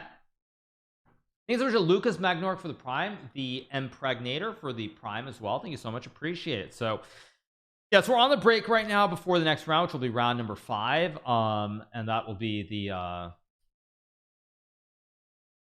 next round coming up. So yeah. All right, so we're on 3 out of 4. Not ideal, certainly, but 3 out of 4, and we just keep going forward. Obviously, if I don't win, I'm gonna probably be in trouble, but hopefully I can keep winning some games. Thank you to Lamb for the 7 months as well. Thank you so much to Lamb. Appreciate it. Thank you so much to Lamb. Why am I talking in slow motion? I'm not talking in slow motion. We will cover Magnus versus Fabiano later on. And yeah, that's that. So all right, what do we have? 4 out of 4 for 11. Wait, 7, 8, 9, 10, 11 players. 11 players on 4 out of 4 right now. So we're just gonna chill until round number 5. What's my all-time win-loss versus Farouche? I don't actually know. On chess.com you can probably find it. I think you can find it, but I could be wrong on that. I'm not 100% sure. So yeah.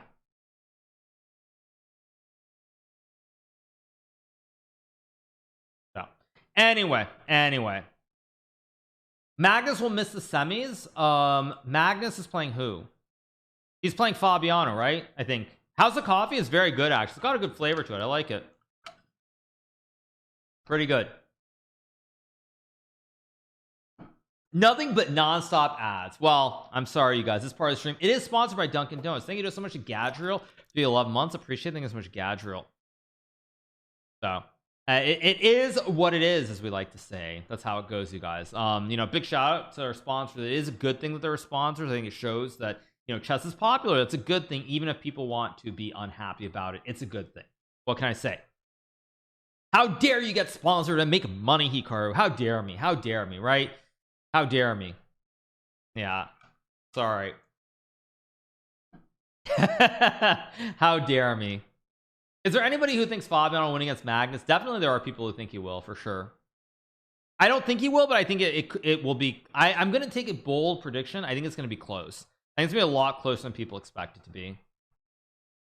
So next round should be starting pretty soon. I think it'll be closer. I think Magnus will win, but I think it'll be closer. So anyway, we'll see. Okay, so we should be starting next round pretty soon. It's been a relatively short or long break, I should say. Feels like it's been a few minutes. I'm getting sleep with this music. The music is what it is, you guys. I'll probably cover the SEC. I'll probably cover the games. I doubt I'll watch the commentary. Do I think Fabiano will do well? I think it's going to be close going into bullet. I think Magnus will be up by... I'm going to make a bold prediction. I think that Magnus is going to be up by only 1 game going into the bullet portion. Thanks to Mr. Hump for the 2 months. Thank you so much. So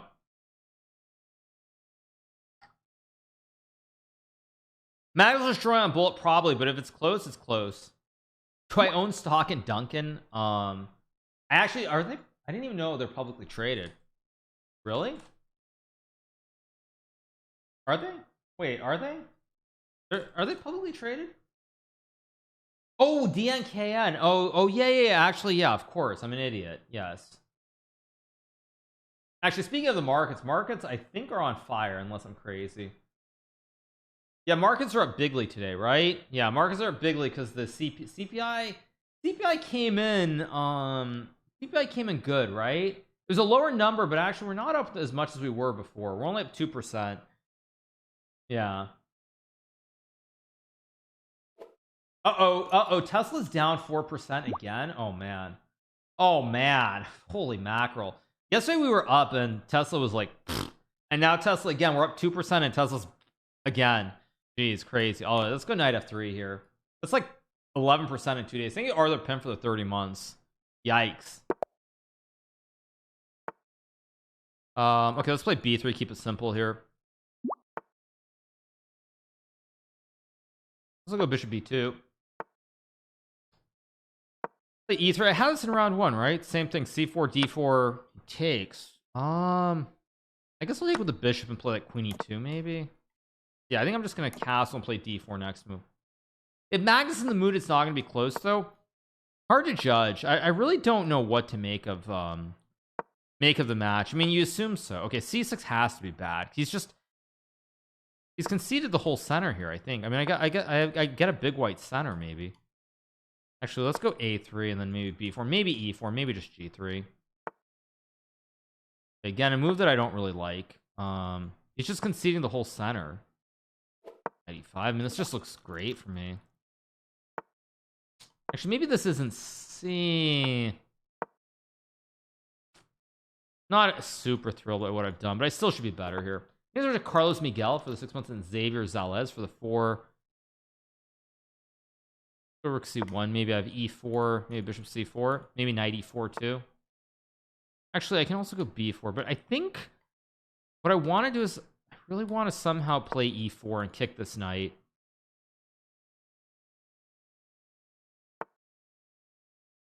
Go here, hit the pawn. Oh, knight e4 is a horrible move, but I'm going to get away with it because I can take. And now he's got problems with the bishop.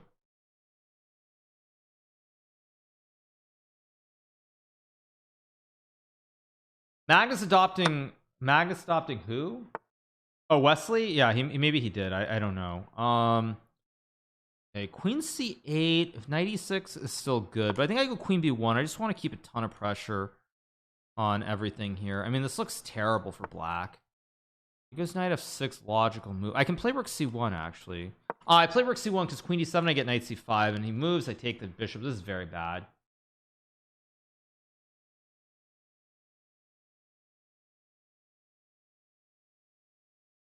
Magnus could leave in the middle, watch FIFA. That's true. During some of the meltwater events, he did that.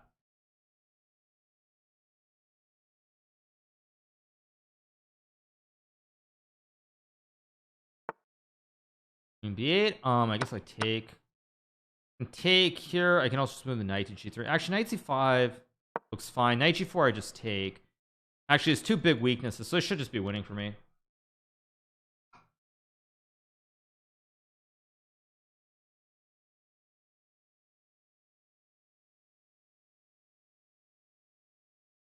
We're gonna win this game. Gonna move our way up to I think I just take the juicer. Yeah, it's just a free juicer. I'm gonna eat it. That's just, yeah, this should just be game over pretty much. Knight d3 is actually, oh, bishop a6. Let's tickle the queen, and something's got to give. I feel like this should be okay. I'm going to tickle the queen again. If he takes, I just take, and he's getting mated. This should be game over, or maybe not quite game over, but close. Maybe not quite, but it's close. Thank you so much to Will Theo for the 19 and Vinny Chase for the 14. Now I think I hit him with bishop d7 and knight e6, and this should be game over.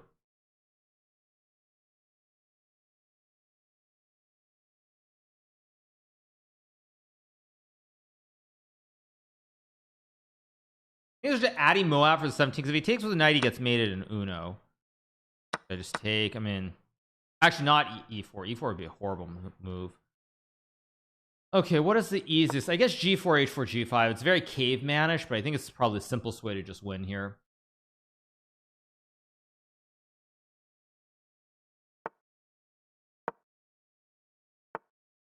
I mean, even G5. I mean, he has Bishop F8, I guess, but I can even just take, or really don't have a clean way to win this. It's very upsetting. Let's go here and take. And I'm just going to slide the king and then mate on H1. Go here. I'm going to go rook H1. And I mean, I'm actually kind of appalled that he hasn't resigned yet because he really has no chance.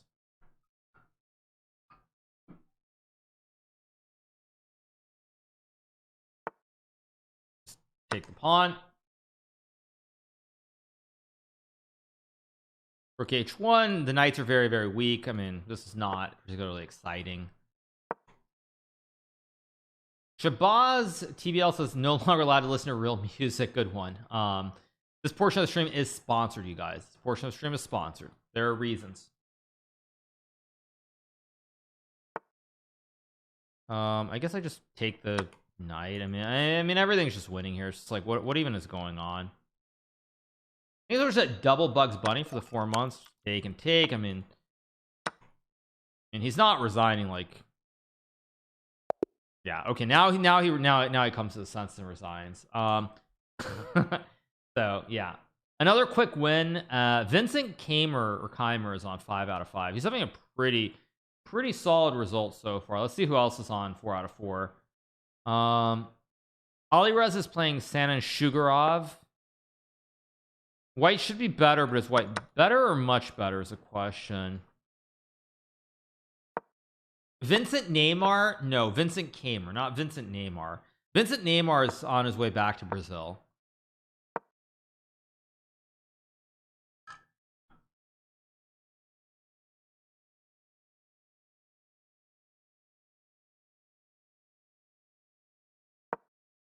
Neymar? Yes, Neymar. Vincent Neymar. I have no chill. I mean, I know people in Brazil. Brazilians are too like insane about football.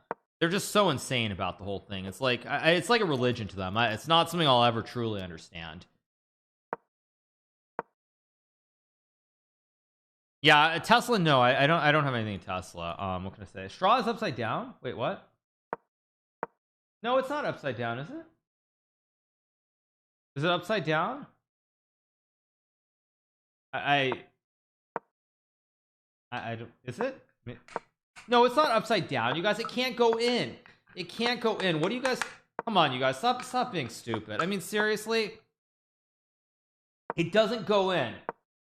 It doesn't go in. Like, seriously, look, you guys. It doesn't go in. Oh my gosh, you guys are insane. Okay.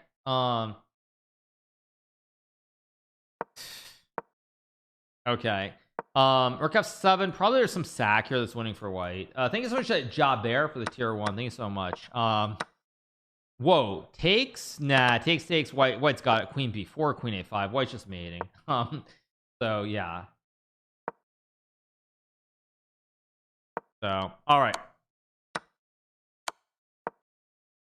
Rook C6, Queen A6, and White's winning. All right. So Alireza also on 5 out of 5.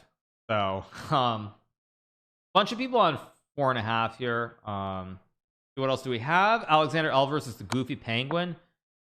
Alexander L is going to win against the Goofy Penguin. So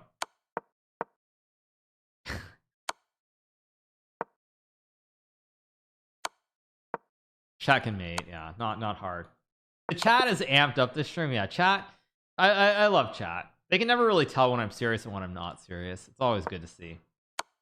Queen E1 and black wins. Yeah. I'm getting checkmated by a straw. Yeah. Okay. What do we have next? I'm always serious. Yes, you guys. I'm always serious. Yeah. Do I think Magnus will play in World Blitz and Rapid? I have no clue, you guys. That's up to Magnus. What else do we have? We We have Dmitry Andreikin versus Shield. Going on. Andreikin's gonna win here. I am in Florida. Yes, I'm in Florida right now. Yeah. I'm being mean to chat. Posted on our chest. Exactly, you guys. Exactly. Yeah. All right. I had your Ozen. Okay.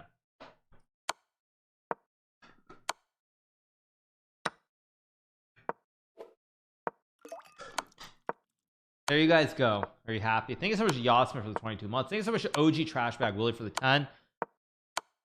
White has an extra queen, so White's gonna win this game. Yeah.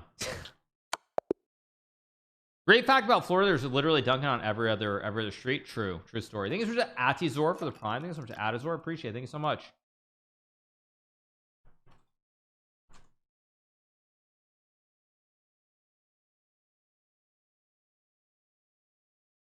What are my views on Los Angeles? Los Angeles. I really do like Los Angeles. Big fan of Los Angeles. Okay, White wins this game. What else is going on? Will I ever participate in any kind of chess boxing? Unlikely, you guys. Unlikely. But you know, I was gonna say something about the chess boxing. One thing that did occur in my mind, though, just about the thing, is like, you know, a lot of people, when I started playing chess again in a serious way after I became a streamer, a lot of people were surprised by my results. And I think one of the reasons they were so surprised by the results is because, like, you know, they assumed I'm not serious. And the same thing I think actually applies to chess boxing in the case of Amon Hamilton, where I think Lawrence, when he went into it, thought, okay, we're just gonna, you know, a couple of little love taps, you know, have some fun, nothing too serious, and it's all, you know, just play a quick game of chess alongside that. So I think that, like, Lawrence was under that impression. But I think for Amon, it was exactly the opposite, because for Amon, when he's going into that fight, it's like the difference is that, like, he is a whole community that they can obviously inspire him a lot, make no mistake about that. But at the same time, if he's really bad, they can also be like, man, what are you doing? It's like so pathetic that you're not taking it seriously. So I think for Amon, it was actually like he was very serious, very amped up and motivated, and Lawrence wasn't expecting that at all. That's my general read. Who's no Darius BIG? I don't know who this dude is. Actually kind of, we'll go here. Gotta be a little bit careful. I do this. Who is this? Okay, let me close this. Queen H2. What? Wow, this is some inspired chess. Wait, what is, I guess I'll go here. This is wild, actually. What's going on in this game? I'm so confused. Queen H2 is a, actually, I think I've seen this maybe before somewhere. I think Duda did something like this against me before. I think there's a get good dad for the 19 Rex area. I think an official razor for the prime as well. Wait, it's my move? Wait, what? Oh, he played King B1. Whoops, I didn't even see that. Okay, okay, let's go. This looks really gross, but I'm gonna play it anyway. I'm gonna manually try to castle my king out here somehow. D5, I thought he might do that, but yikes, this is potentially very scary.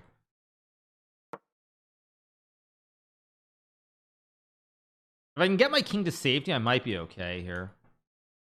Yeah, I just lost like 20 seconds because I didn't realize it was my move there. Takes was maybe a move, but I don't, maybe it was right. I don't know. Just take.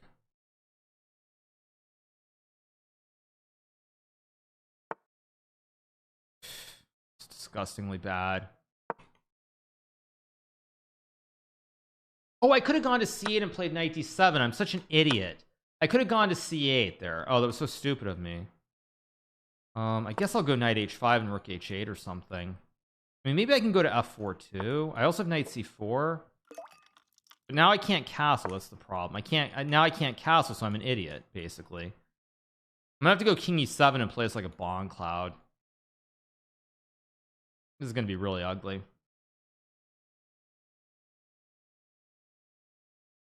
I think I just gotta have to move fast and pray. That's all I can really do here.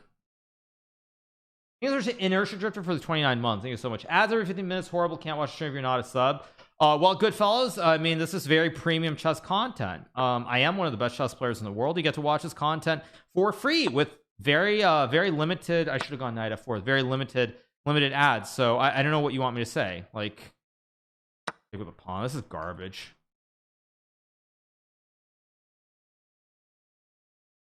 You'd rather pay $100 for this is absolutely horrible, by the way. I'm just gonna move fast and pray here.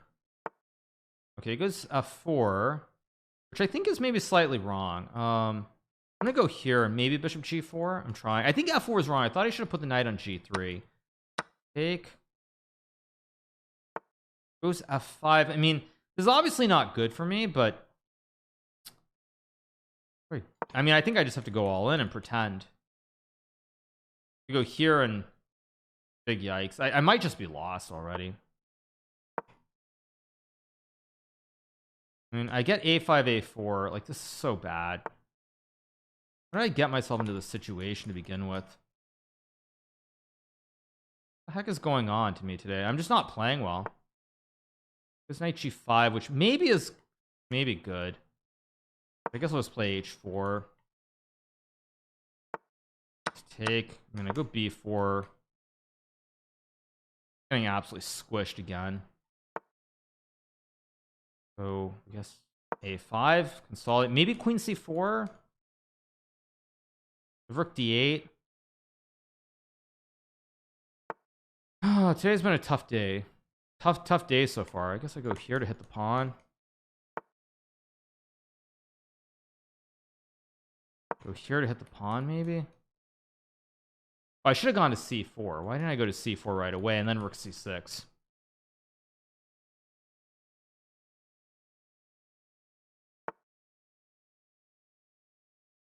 Can't really take. This is very bad. I'll go here to trade some queens, maybe, and pretend. Rook c6, maybe, to hold the pawn. I just have to move fast and pray. All I can do here. Oh, did I just... Oh. Just hangs a pawn. Shoot. Oh my gosh, and now I just blundered e7. Oh my god, what is wrong with me today? I put this... Jeez, what is wrong with me? I'm just missing everything. Yeah, this was just a bad game, start to finish. I'm just missing everything. No, I'm just missing everything this game. Literally missing everything. I didn't even see e7. Jeez.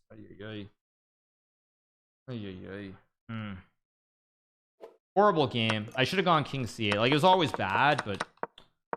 Like, if I go king c8 here, I'm still in trouble. But king c8, knight d7, and at least I can pray. Yeah, g5, knight d7, I'm in it with a chance. But the way I did this was just garbage. Win the rest. Yeah, I mean, I'm just playing such bad chess, though.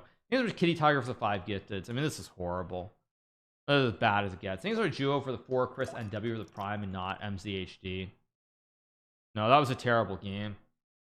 King c8 and knight d7, and it's bad, but I think I would have actually survived if I had done that. But the way I played that was not good. These are Argas for 6. It's been frustrating. This whole month I've played absolute garbage in Title 2, so it's very frustrating. But on the flip side, I mean, I did well in the SEC, which I guess counts for something, but still. These are Inspector Marks for the prime. Thank you so much. They're just a horrible game. Yeah.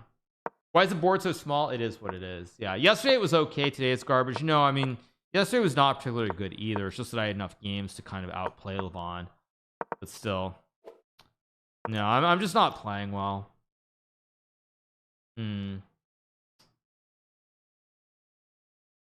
Yeah. Thanks so much to Say It Fast for 17. Thanks so much to Say It Fast. SEC more important? Not really. I mean, if I'm being honest, I probably shouldn't say this, but I do feel like I've been playing too much chess. I will say that. I feel like I've been playing too much chess lately. And I do feel a little bit burnt. Maybe burned out is the wrong word, but I feel a little bit out of it. Yeah, now King B7, I mean, Lenderman somehow misplayed. I think he's still gonna draw this, but yeah.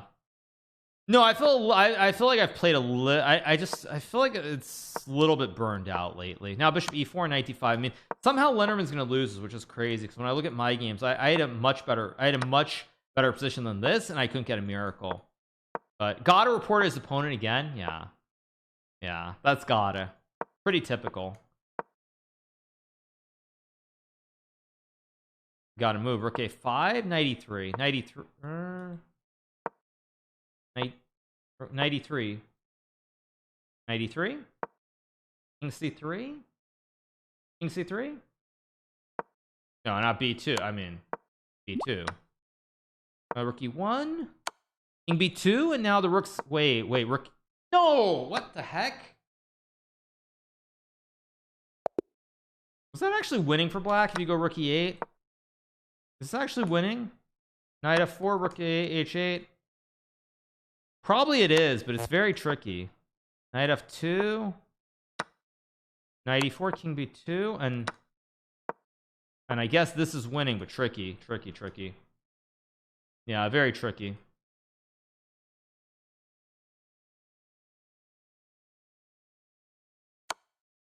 It should be a draw as well.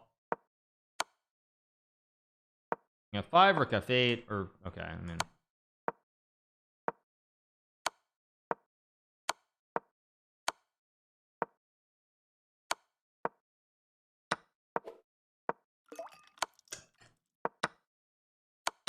Thanks so much, Johnny, for the 5 months. Thanks so much, Johnny1. Appreciate it. Thanks so much, Johnny, for the 5-month resub. Thank you. Great music. Thank you so much. Appreciate it. Yeah. All right, let's just play. Let's have fun since I'm playing so badly. Let's just go g4 here. Play the Grob. Why not? Why do I feel laggy? Somehow I feel a little bit laggy too. Yeah, it's a little bit laggy. What the heck is going on? Yeah, it's definitely a little bit laggy.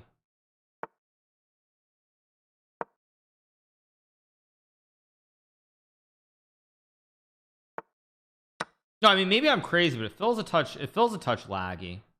Isn't it? Like the pieces don't feel completely smooth on the squares. I was the king of Twitch for a few hours today. Pog? What? King of Twitch? What do you mean? What do you mean king of Twitch? Am I missing something? What, did I have the most viewers? Or what do you mean? I'm gonna go g5 here.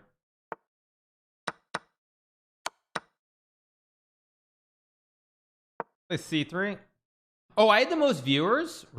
21k? Really? That's the most viewers on Twitch? What? I'll go here on 92.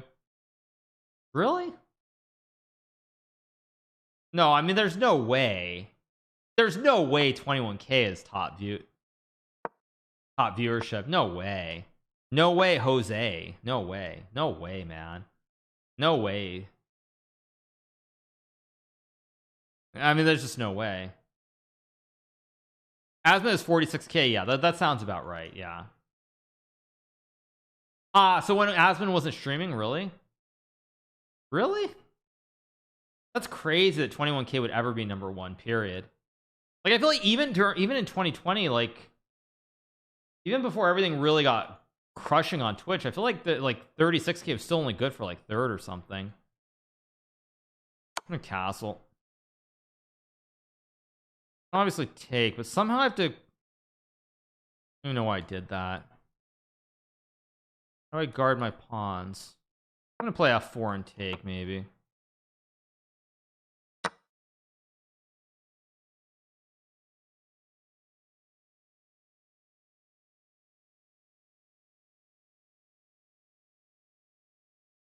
Ronaldo will lose today. Ronaldo is not playing. Portugal's out of the World Cup. You mean Lionel Messi? Maybe he'll lose today. Nobody knows. Maybe Lionel will lose, but I somehow I don't know. That's gonna be a tough match. I don't. Oh my god, I missed b6. What the heck? So bad. Yeah, I'm just not playing well today at all. Nothing is really working for me. So stupid. Play rook f1 to hit the bishop.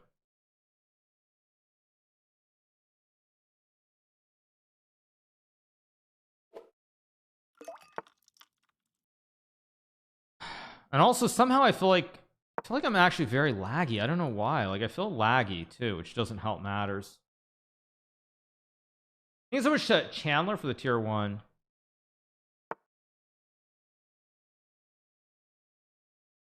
Go here on king e3.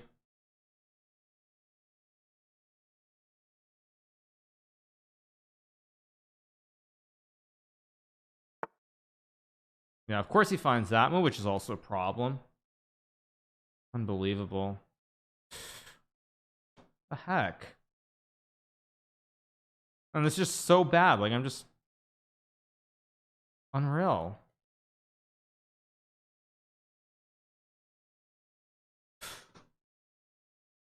Unbelievable. I'm gonna try this. I'm betting this is losing somehow, but I'm gonna go for it anyway. Like, I'm sure this is losing somehow, but at this point, I don't even care. I literally don't care. I mean, I have knight f3 or something at least, and I can pray to hang on.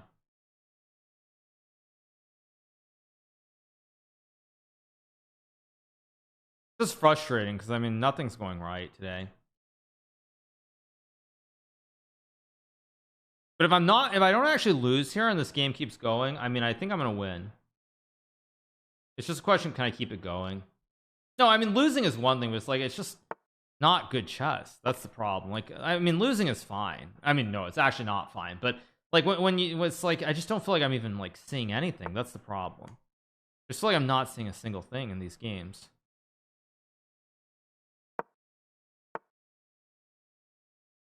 F6. Somehow I have to come up with something here. Like something, anything. Maybe. No, that's not a move. I can't even come up with a move here. That's how ridiculously bad this is.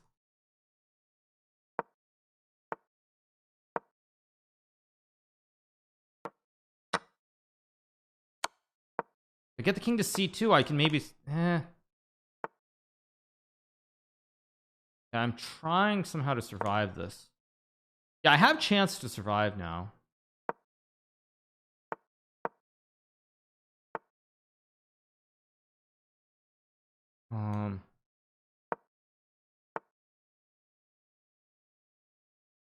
Also go rook d3 maybe.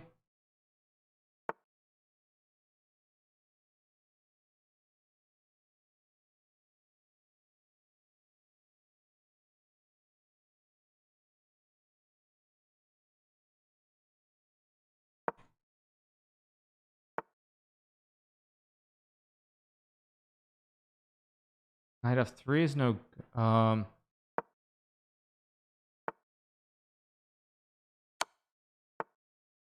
no mate here. What the heck? How's there no mate? There's still no mate. How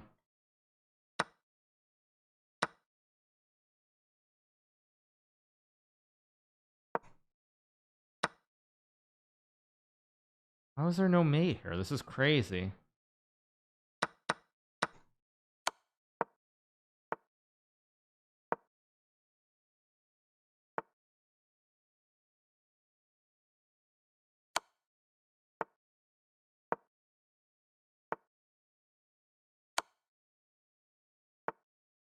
I should have taken the pawn too. Wait, but there's mate. Oh my gosh, wow. Crazy. Another bad game, but we got the win. Yeah. How does that cup keep filling up? Indeed, yeah. There was a mate in 3 after knight takes h3. What? There's a mate in 3 also? What? Really? Let me turn off the engine lines. I just want to... You said there was a mate in 3? There's mate in 3 here? Wait, no, check a 92 rook g4 though. Wait, check.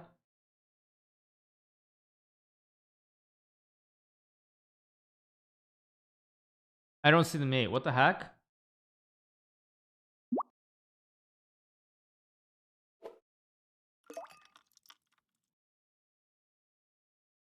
Oh, I have check in knight f3 knight d2. Oh my god. Oh my gosh. So pathetic. Thanks so much to Boyette for the 11 and Luther Sloan for the 16. Pathetic. Absolutely pathetic. Absolutely pathetic. What does 1 up 1 down mean? It's a baseball reference. So if you're not from America, probably won't get the reference. That just makes me feel much worse, honestly. That makes me feel really bad.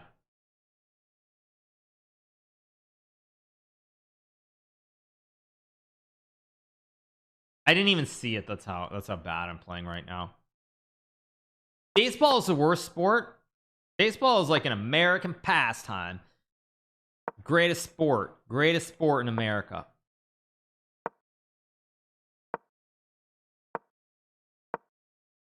King G2, King G1, and this will be a draw. Just you sit and wait.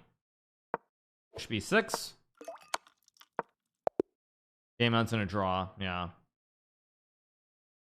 Thanks so much to Wrong Owl for the 7 months. Thanks so much to Wrong Owl. Appreciate it. Thank you so much. I have played golf. Yes, I have. I'm not particularly good at it, but I have taken a gander at it. Okay, so I think that's the end of the round. It's a round number 8 coming up. Where's my coffee? I finished it. I'll probably I'll brew a little bit more on the next break, and that's what I'll be doing. Let's play G3. Let's play something real, maybe not something stupid. No, actually, let's play the Clemens. Let's play the Samuel Clemens opening, and in true honor of Mr. Clemens, great, the one and only. This is actually almost a real opening now. I think, yeah, this is actually almost a real opening. I think H3 is, or is it H3 or is it A3? I always get these lines confused.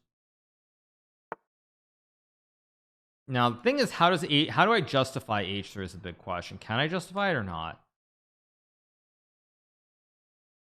I think I'll just play A3. This is like this is very weird. This is like, wait, what is this actually? This is like, wait, I'm actually really confused. This is like a reversed, Spanish. I guess I'll play B4 and D3. Wait, I'm really confused as to what I'm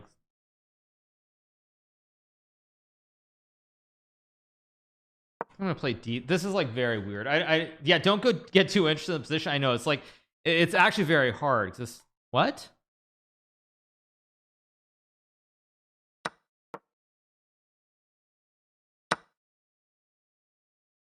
I mean, if he takes, I have C4, C. Okay, so he's, I don't know, maybe this is bad, but I know it's a pawn. It's a pawn. Goes A5. I mean, I can play Rook B1 and just take, I guess. Yeah, I mean, if I finish my development, I castle and I get like Bishop B3, I'm just better.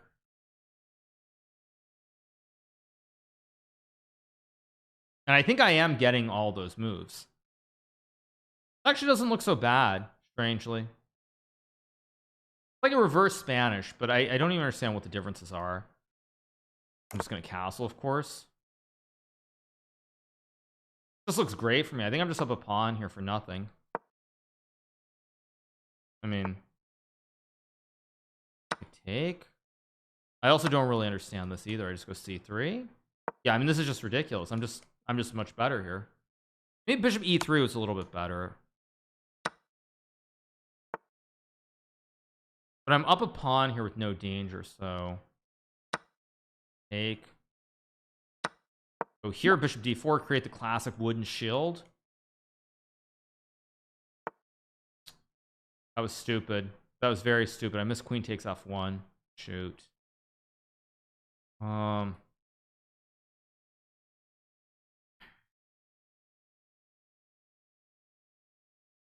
Maybe I don't even have a good move here. You want Bishop H3.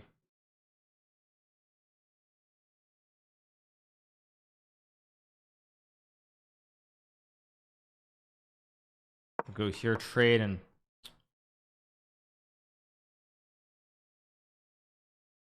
no, Rook D2, there's Queen F1 and Bishop C4, and I actually am lost. It's stupid. I just have a pawn here for nothing, and I threw it all away. I mean, I'm still better, but it's gonna be it's opposite color bishops. Yeah, I expected that. I mean, I'm just gonna move fast, and hopefully something good happens. I mean, this should be a draw. Is Rook A2 even? I'll pre-move this because it's a safe pre-move. I mean, the show goes on. I mean, I play G4, get H4, G5. I mean, there's counterplay here. It doesn't mean it's great, but there is play. Rook F8. Okay, I guess I just go here. Oh, I could have played G5 right away, actually. Let's check. Go here.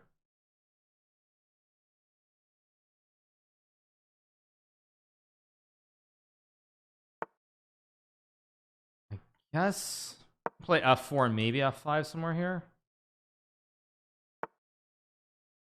I'm definitely taking with the f pawn. I have to.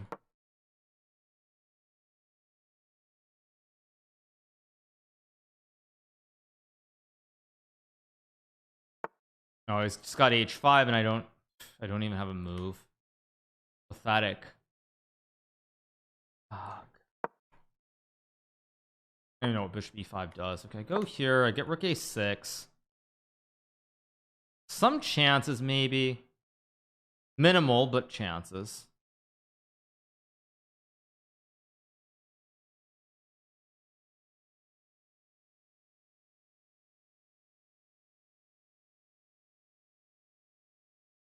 There are chances. Maybe I can actually win here. There are chances. But he does.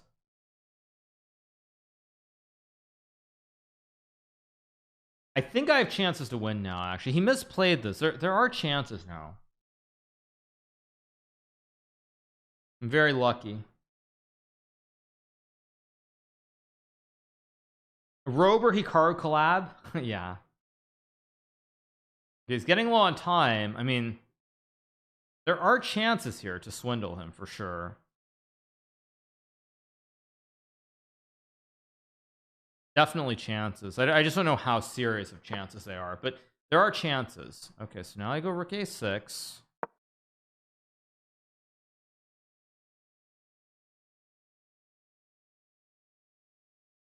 He's getting really low on time too. He goes rook b7.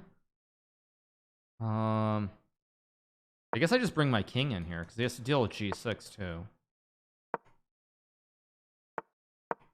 I mean, this is getting scary for black. I still have this maybe, and now bishop e5. I mean,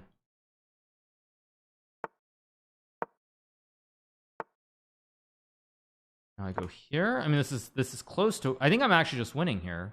No, I am just winning. He loses the pawn. He can't guard the pawn. I'm gonna win this game. Yeah, we got the win. Okay, we get that big win. And we move to a very uninspiring, but it's something decent. 6 out of 8 points. If I keep winning, I have a chance. Maybe I have a chance. Okay, let's see. What else do we have? We have Dubov versus Andreykin. Andreykin is losing here if Dubov plays this correctly. All right, I'm gonna go brew some more coffee and I'll be right back, you guys. Give me a few minutes.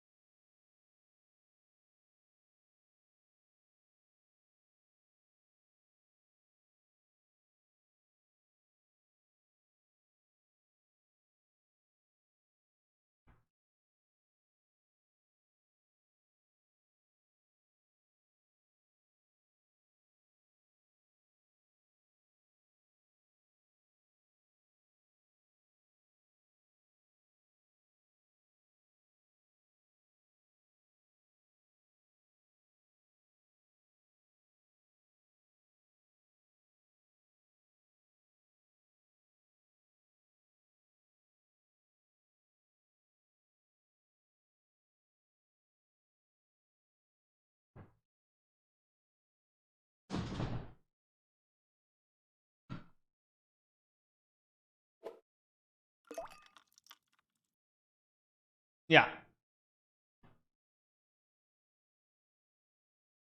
All right, you guys, so we are back. Of course, big shout out to the sponsor of this portion of the stream, which of course is a Dunkin' Donuts. You guys, now at Dunkin' Cold you can get delicious bold flavor at home like never before. Dunkin' Cold stands up to ice with bold flavors even when it's ice cold, so keep that in mind.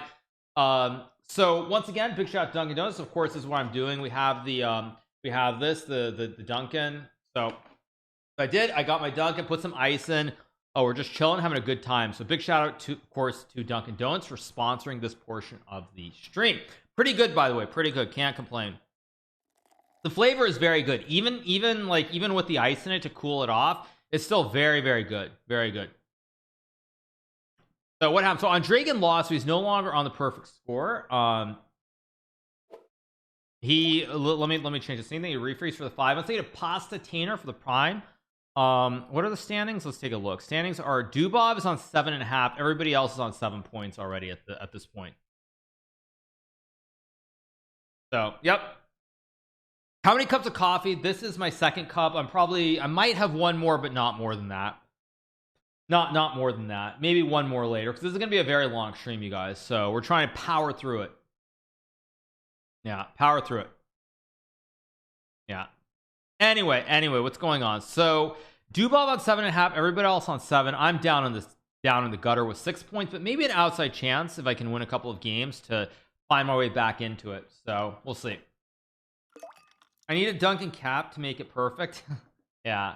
These are just Mendied for the 14 months. We will cover Magnus for Fabiano later. Of course, Croatia versus Argentina. That will be coming up also a little bit later on. Yeah. So, all right. Keep moving forward. Keep trying to go through this event and keep it going. With the help of Dunkin' Cold, we could definitely still win. I mean, realistically, it's going to be a stretch to win, but maybe.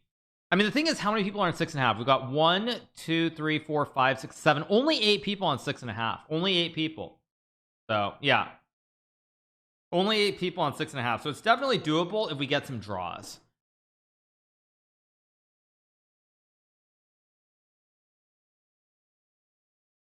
Seems like Fabio has some of his mojo back. I think so. I don't know. I don't really know. I mean, he played the US Championship, but he hasn't really played anything since, so it's hard to judge. Hard to judge, of course. Very, very hard to judge.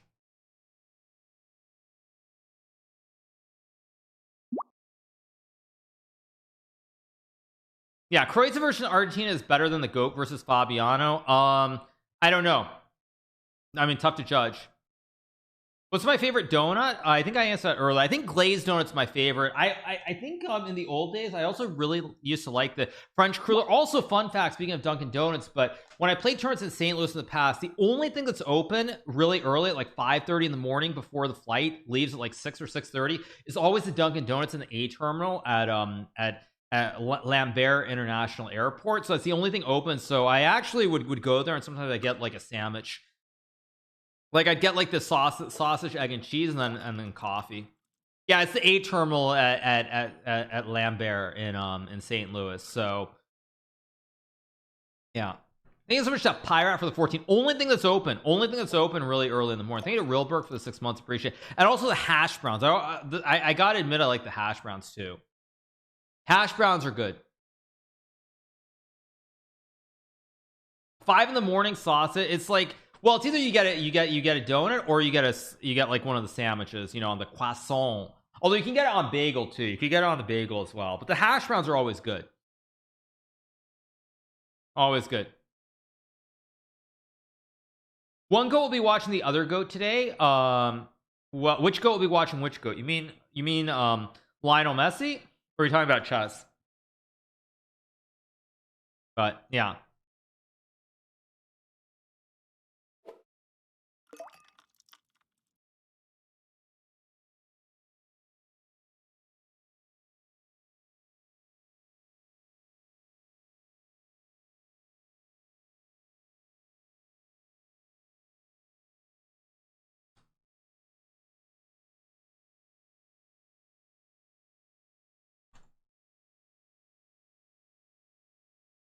Yeah. Anyway, you guys, we're on the break before round number 9 begins. So it's all good. It's all good, you guys. It's all good.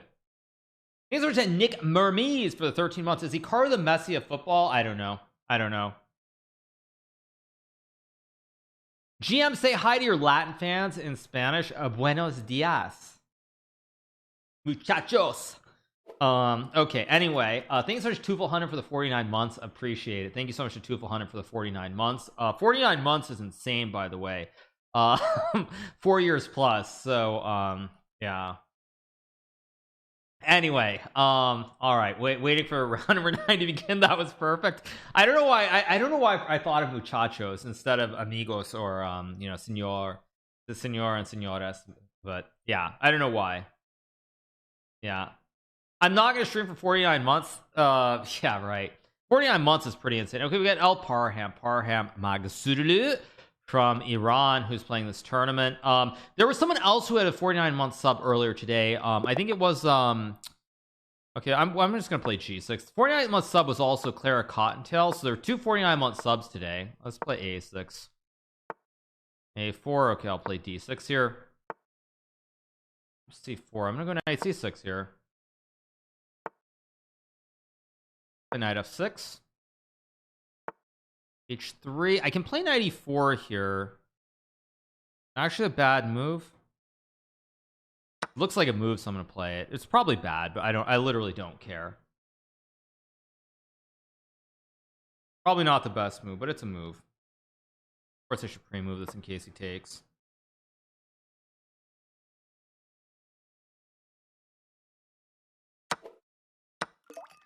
Okay, he plays 94. I mean, why if you're the best player, why do you not win out? Thank you. That's a very deep concept. I'm gonna go rook f8 here. I don't know if this is right. I expected that. I can play d5. I can also go king g8. I think I'm gonna go king g8 here.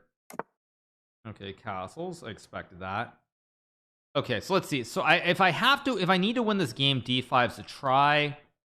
Rook f3 is a move also. e5 is like the e5 is also. Problem is, I guess I go d5. I mean, this is not what I wanted to do. The problem is I'm in a must-win situation. Like, I can't afford a draw here, so I kind of have to gamble and play on the edge. Because 8.5 is never getting anything. Yeah, he goes knight 5. I mean, it's so not what I want to play, but I don't have a choice. I mean, I have to win this game. A draw is getting me nowhere, so I'm gonna have to gamble, and hopefully this works. If it doesn't, it doesn't. That's life. I expected that. Thing is, do I have bishop d6 here? Like, again, I don't want to play bishop d6, but I think I kind of have to. I mean, takes b6 c5 is also, I guess it's reasonable. Not the ideal situation, but I think it's okay. In terms of playing for the win, I mean, I think this is reasonable. I have to go a5 so he can't chip at my structure. Knight e5 is a move, but I don't actually feel like it's a great move. If I go here, I still have d4 ideas. I can play queen d6 and rook e8.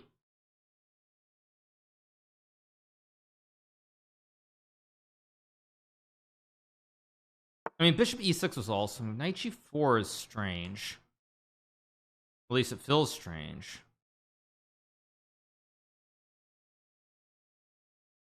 How do I do this? Queen d6 must be right.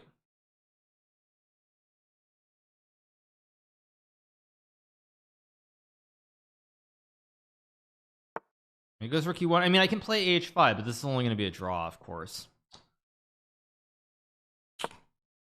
I mean, oh, he goes 95. Oh, he didn't actually play the move I expected. Wait. Now it's game on. Wait, this is game on. I just have to find the right move. I think, okay, e8 maybe. Wait a second. Let's go here. But I'm way down on clock, so I need to speed it up. I'm way down on clock here. Knight h6 and queen e7 was a draw, and I was expecting him to do that just to ruin my day where I can't win. But he didn't do it, so d4 too. D4 first was also an option, I guess, but knight d3. Again, it's very hard to play this for a win. That's the problem.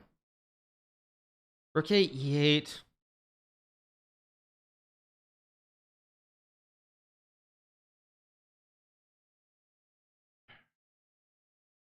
Rook a8's the move to before queen e7 block. Rook e6. Only a draw. Now I think I have to go for it. I think I just got to go for it. And if it's no good, it's no good. But that's life. Play here. I have to play for the win. I mean, maybe this doesn't work, but it's got to be the right attempt. I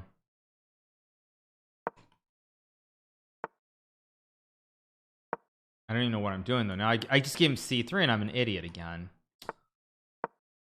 Ridiculous. What the heck am I doing?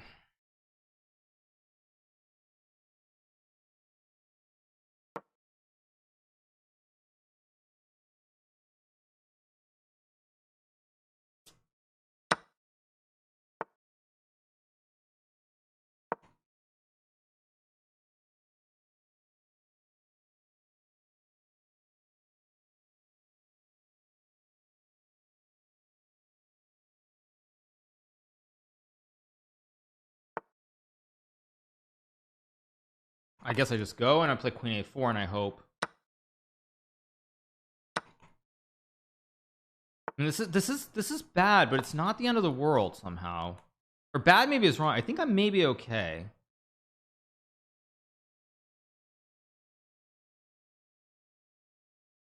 I mean, I have an outside pawn here, and I've got a bishop versus a knight. I mean, this is actually a very interesting endgame. Not sure what the objective evaluation is here.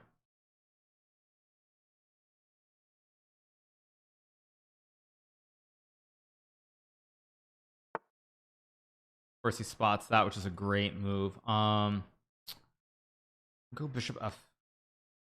I'm trying to win this game, which I am. I think I have to play this. This isn't what I want to play, but I think I have to do it. It's the only try to win the game. If I lose, I lose, but it's the only try. Because a draw is no good. I could have made a draw. There's like a queen a1, queen e4. Bishop c4 and a4 is also a draw.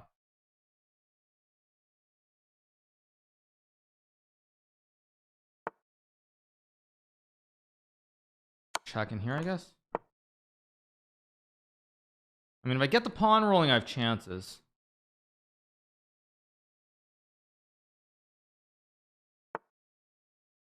The pawn rolls.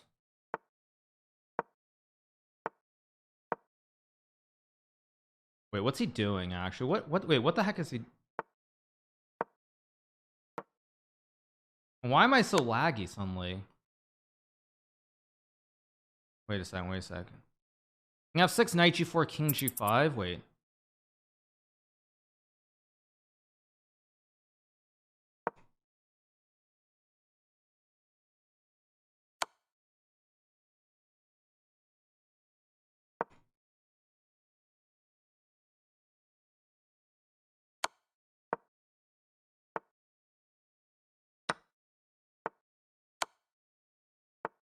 No, I think I win.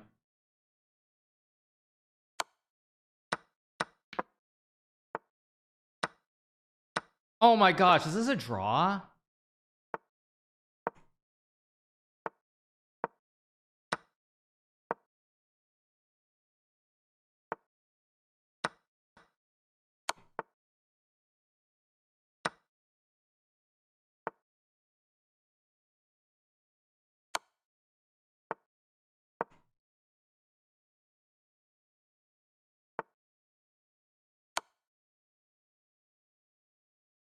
Okay, I get the win. Okay.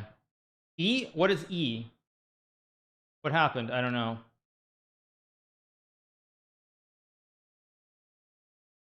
One second. What is E? I don't know. What is E all about?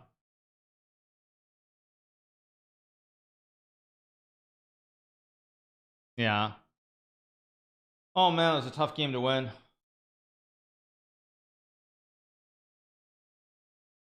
Really, really tough game. Oh, E is a song. Okay. Okay. Very, very tough game, but we get the win. Yeah, very, very tough game, but it's a win.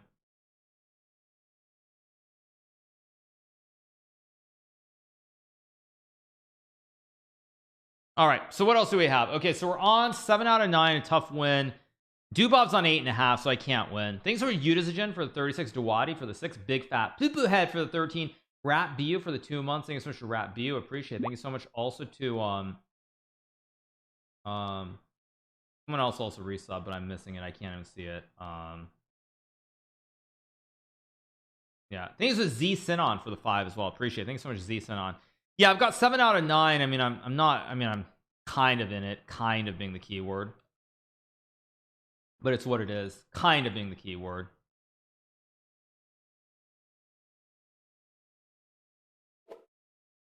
Whoa! Thanks so much to Willie D's Knights on board for the 10 gifted. Thank you so much. Thank you so much. Appreciate it. Thank you for the 10 gifted subs. Appreciate it. Thank you.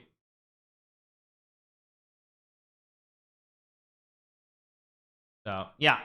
At any rate, you guys, at any rate, we have 7 out of 9, so 2 more games to go.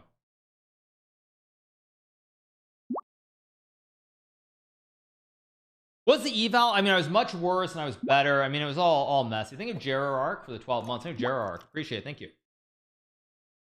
So yeah, we will be covering some of the other other stuff going on today as well. Okay, who's still playing? 1 game. Bishop E5. Black should win. Okay.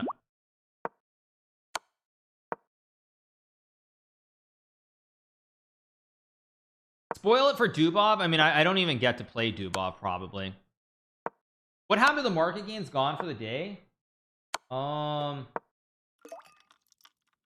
happened?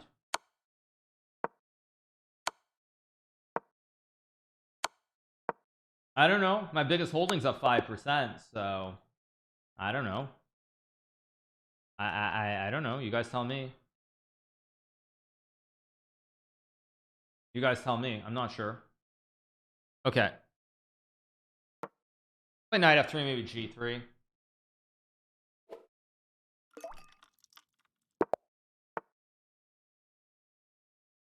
Okay, let's go g3. Keep it very simple. Thanks so much. Give me more for the 30, the stream saver for 3, and unspillable cup for the prime. He's gonna play this one. Again, I gotta win, so I'm gonna castle and spice it up.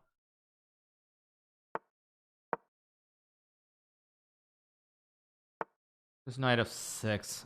I mean,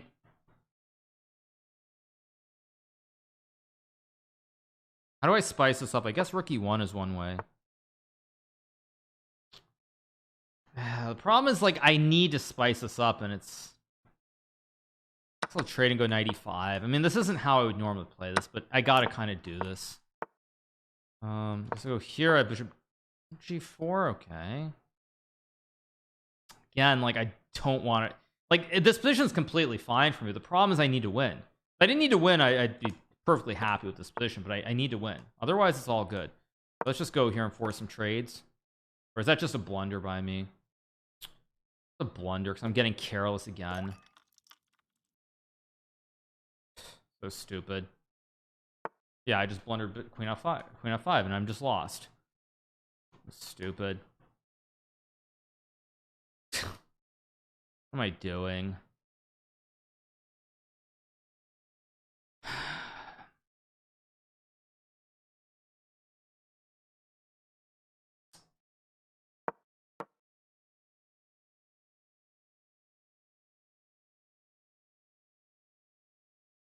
That's ridiculous by me.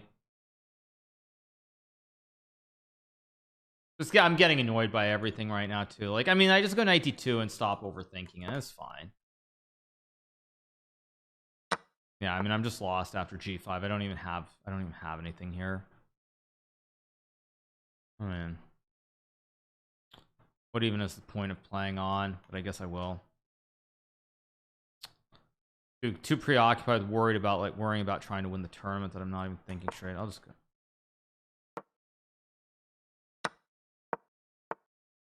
Who's my opponent? Is Matthias Bluebaum, very strong German player. Let's go here. He's got H5 too, which of course I didn't even see.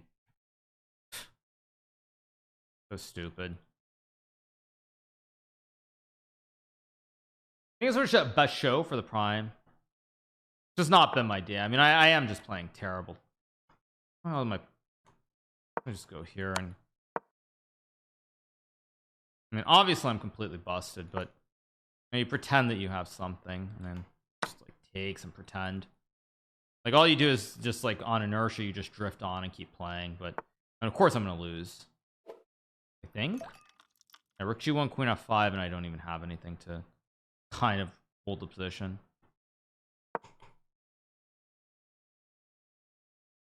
So stupid. I mean, the whole thing is just so stupid what I'm doing.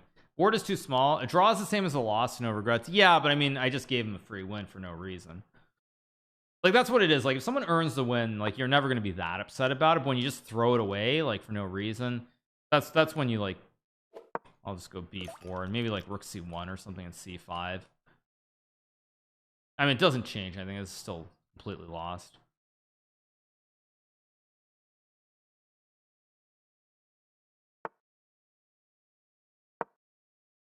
I mean, he has 95, but I can take and take, and I mean, at least there I can kind of pretend.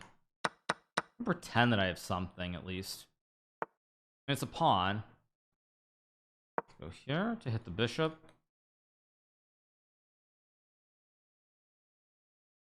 I mean, pretend is actually like a very strong word to use. I'm not even really pretending here. I'm just lost.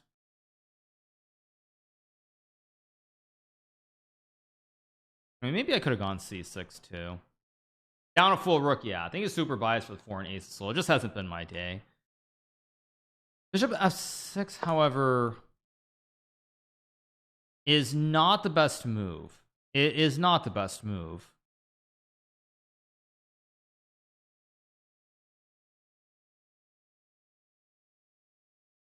I mean, I'm still completely lost, but E8. I'm gonna go knight E4, hit the bishop.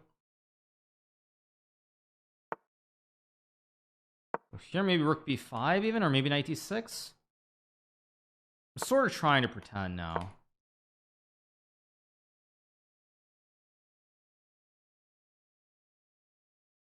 Getting a little bit weird suddenly.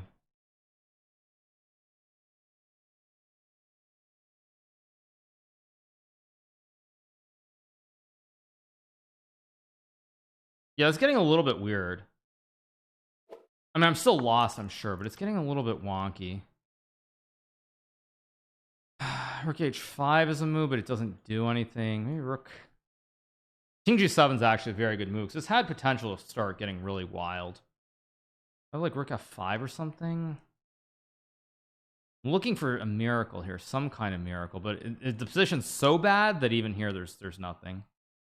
I take Queen E7, Queen F4, Rook C6. I mean, I guess I kind of just got to go for it. Okay, Rook H8. Oh, I can't. Oh, I can't even move the. I can't even do anything about it. It's just that bad. Rook H8 also a very good move that I completely missed.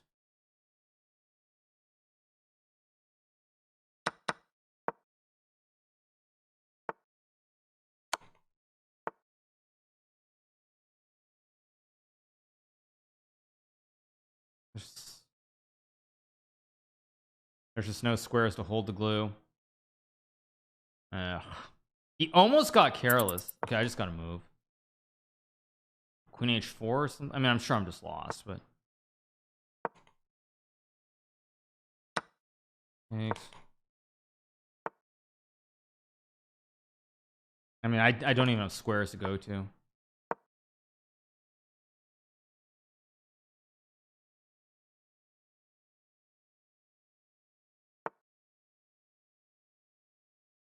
Gotta move.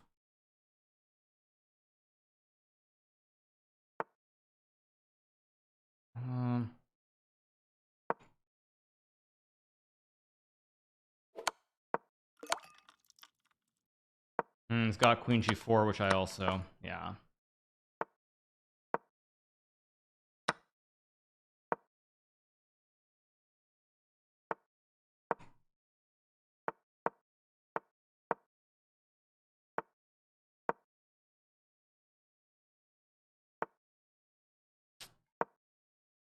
Oh, frustrating. Yeah, that's just lost. Yeah, it was Dave pressing buttons. I mean, I just hung a piece in the opening. He almost let that slip right around here. He actually let this become way more interesting. I don't think I ever had anything because King G7 was a very, very good move. Yeah, this was a very good move, but it is what it is. Yeah, I mean, no, I mean, it wasn't even too much dunking. It has nothing to do with the sponsor or anything like that. It's just I was trying too hard. I wasn't paying attention, trying too hard to keep it messy. When if I go knight d2, it's just, I mean, it's just probably just slightly worse, but nothing bad. Yeah, but that's my stream quality drop. What do you mean? No, I'm not dropping any frames. What are you talking about? No, I'm not. Yeah, I mean, blaming the sponsor, please. Thank you, first round duck for the 2 months. I mean, it's just not been my day. It started off badly. Last couple games went badly. Yeah, that's what it is. Nah, it's just, I mean, you're always gonna have, every so often you're gonna have a really bad event, but it's just, yeah, just bad. It's what it is. So yeah, once again, you guys, a big shout out, of course, to our sponsor for this portion of the stream, to Dunkin' Donuts. Obviously, they are a sponsor. Once again, check out their iced coffee. It's really, really good. It's just, you know, like traditional coffee. Of course, if you put ice, it keeps the bold flavor. So make sure to check it out if you have not already. Big shout out to our sponsor. They are the sponsor for this portion of the stream. So big shout out to Dunkin' Donuts. Ice in winter, it's not the winter here, you guys. Definitely not the winter. So yeah, again, once again, with Dunkin' Cold, you can get the delicious bold flavor at home like never before. Dunkin' Cold stands up to ice with its bold flavor even when it is ice cold. So big shout out to a Dunkin' Donuts coffee, or Dunkin' Donuts I should say, for this portion of the sponsor stream. Already one more game entitled Tuesday. Thank you so much to Next Lobby for the Prime. Appreciate it. Thank you so much to Next Lobby. Big shout out to the nearly 26,000 people who are watching the stream. Thank you so much. Once again, chess is not dying. Oddly enough, chess is doing very, very well on Twitch. So big shout out to Dunkin' Donuts. And of course, in the last round, I don't even get an easy pairing. I get a nasty pairing in round 11. Yeah, I'm a sub. Why am I getting a Dunkin' Donuts ad? You are. Big shout out to 25,000 you guys who are watching. Let's play some traditional stuff. I will cover the Magnus match afterwards. We are obviously doing our classic title Tuesday stream. Thank you to Blame for the 4. Let's play Lebenko Gambit because this game really doesn't matter at this point. I'll take. Let's play d6. Okay, I'll take. Go here. I'm gonna play knight fd7. It's one of the moves. It's not the only move. There are many different ways to play this. Thanks for giving someone else a chance to win Title Tuesday. I've actually not won a Title Tuesday in the last like 3 or 4 weeks. So I'm not very happy with the way I'm playing, but it is what it is. Knight b4 is a move. I mean, I don't even know what I'm doing this game. I guess I'll go here and maybe rook b8. Looks suspicious at best, though. I do have rook b8. Maybe just rook f8 and then rook a b8 maybe somewhere in here. I don't know.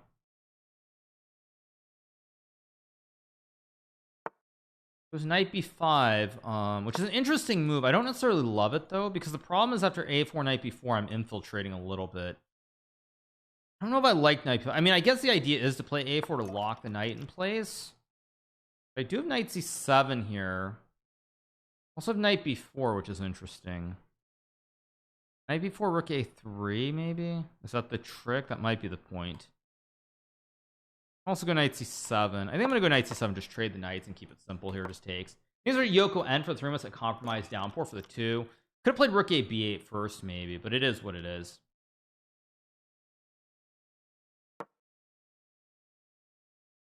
Nobody kicks your butt worse than you, Hikaru. You're here. There's next week. You'll win. I mean, like I said, if you get outplayed, it's like it is what it is. You tip your cap. I mean, that's how it goes. But when you feel like you're actively like self-sabotaging yourself, that's when you never really feel very happy with your result. That's the bottom line. I'm gonna play e6 here, maybe rook e6, which is what it feels like. Like I'm just messing it up. Like that's the point. Like when your opponents play better than you, like it's just like, okay, they played well. What to do? That's life. But when you feel like you're self-sabotaging like I did last game, that's when you get upset about the games. That's why, like, for example, with like what's a good example of that? There was some event that I played and maybe it wasn't Tada, it was maybe CGC. Was it CGC or was it something else? I'm trying to think. But or maybe it was even just in St. Louis. But there, you know, when your opponents win but they outplay you and you don't do anything horribly wrong, like it's just like, okay, it happens. But it's when you do mess it up that you get become very unhappy. Okay, go here, hit the pawn.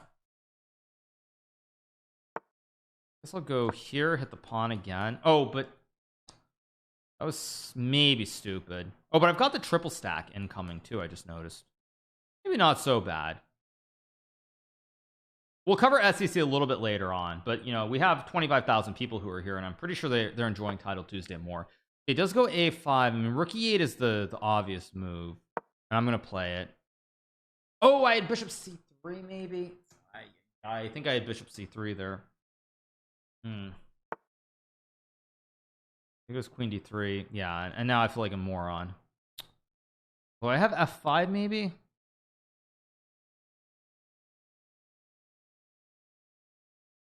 Yeah, I think I just got to go for it and hope. Because queen d5 I can trade and block. I have some counterplay here. I'm a moron. Yes, I am a moron. Exactly, you guys.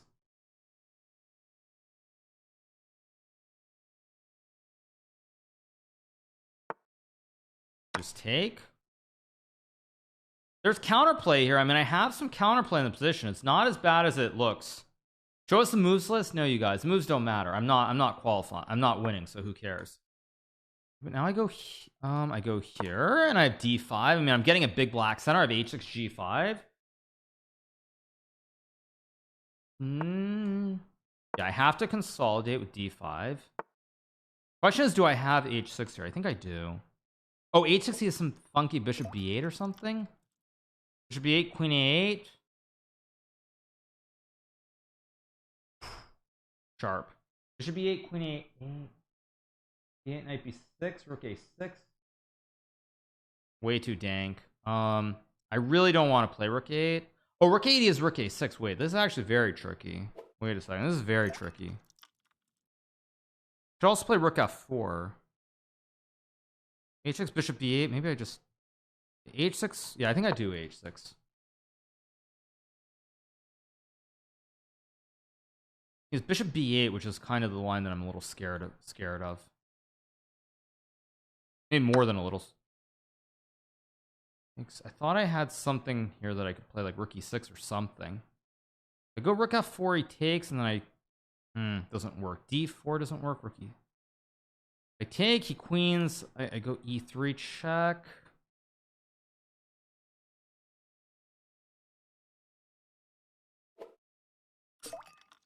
e3 f3, king a2, king h1. I think this has to be right.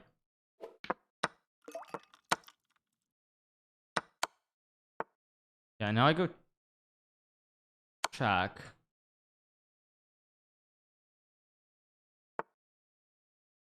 I not have a mate in here somehow. Oh, he's got moves on this one too, of course. I should have played g5 first, then I have queen a2. Oh man, I really flubbed this. Oh my gosh. And now I'm probably gonna lose this game, knowing my luck. Oh, I was supposed to play the other order. I'm such an idiot. Oh, I'm actually like a true idiot.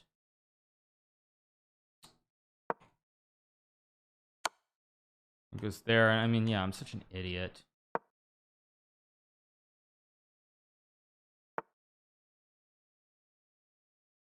Oh, I'm such an idiot. It's just a draw, I think. It's just a draw. Pathetic. You know what? I'm gonna try to win this game for some reason. Wait, what's that? Wait. Wait,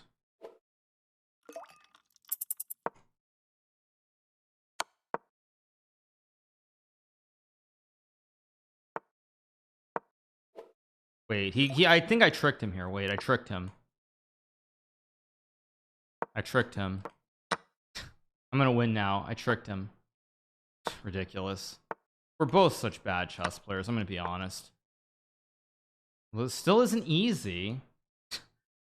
Go figure. Obviously, wait, but I gotta move. Let's go here. Go here.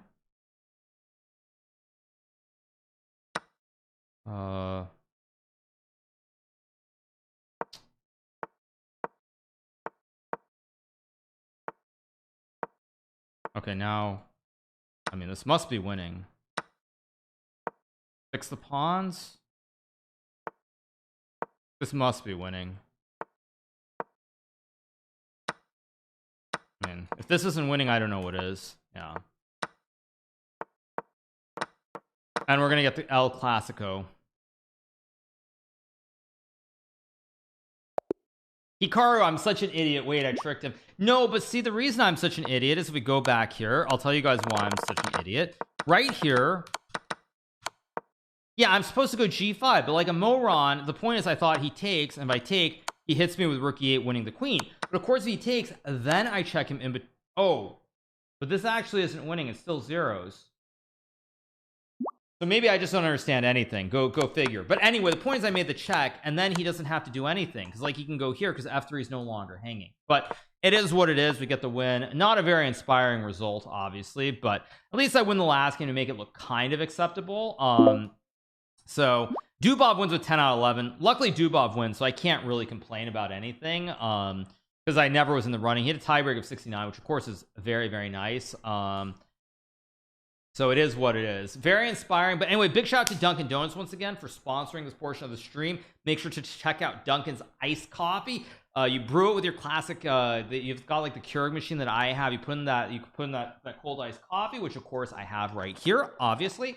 So make sure to check it out. Even when you brew it hot, then you put the ice cubes in, cool it off, but it maintains its bold, rich flavor. All right, you guys. So on that note, yeah, so let's keep moving on. I think we're gonna probably cover the SEC for a little bit. We're gonna watch the match between L Magnus Carlsen and of course Fabiano Caruana. So that's what we're gonna be doing. Let's watch that. What do we have? So we have some sort of classic opening. Let's see, what do we have?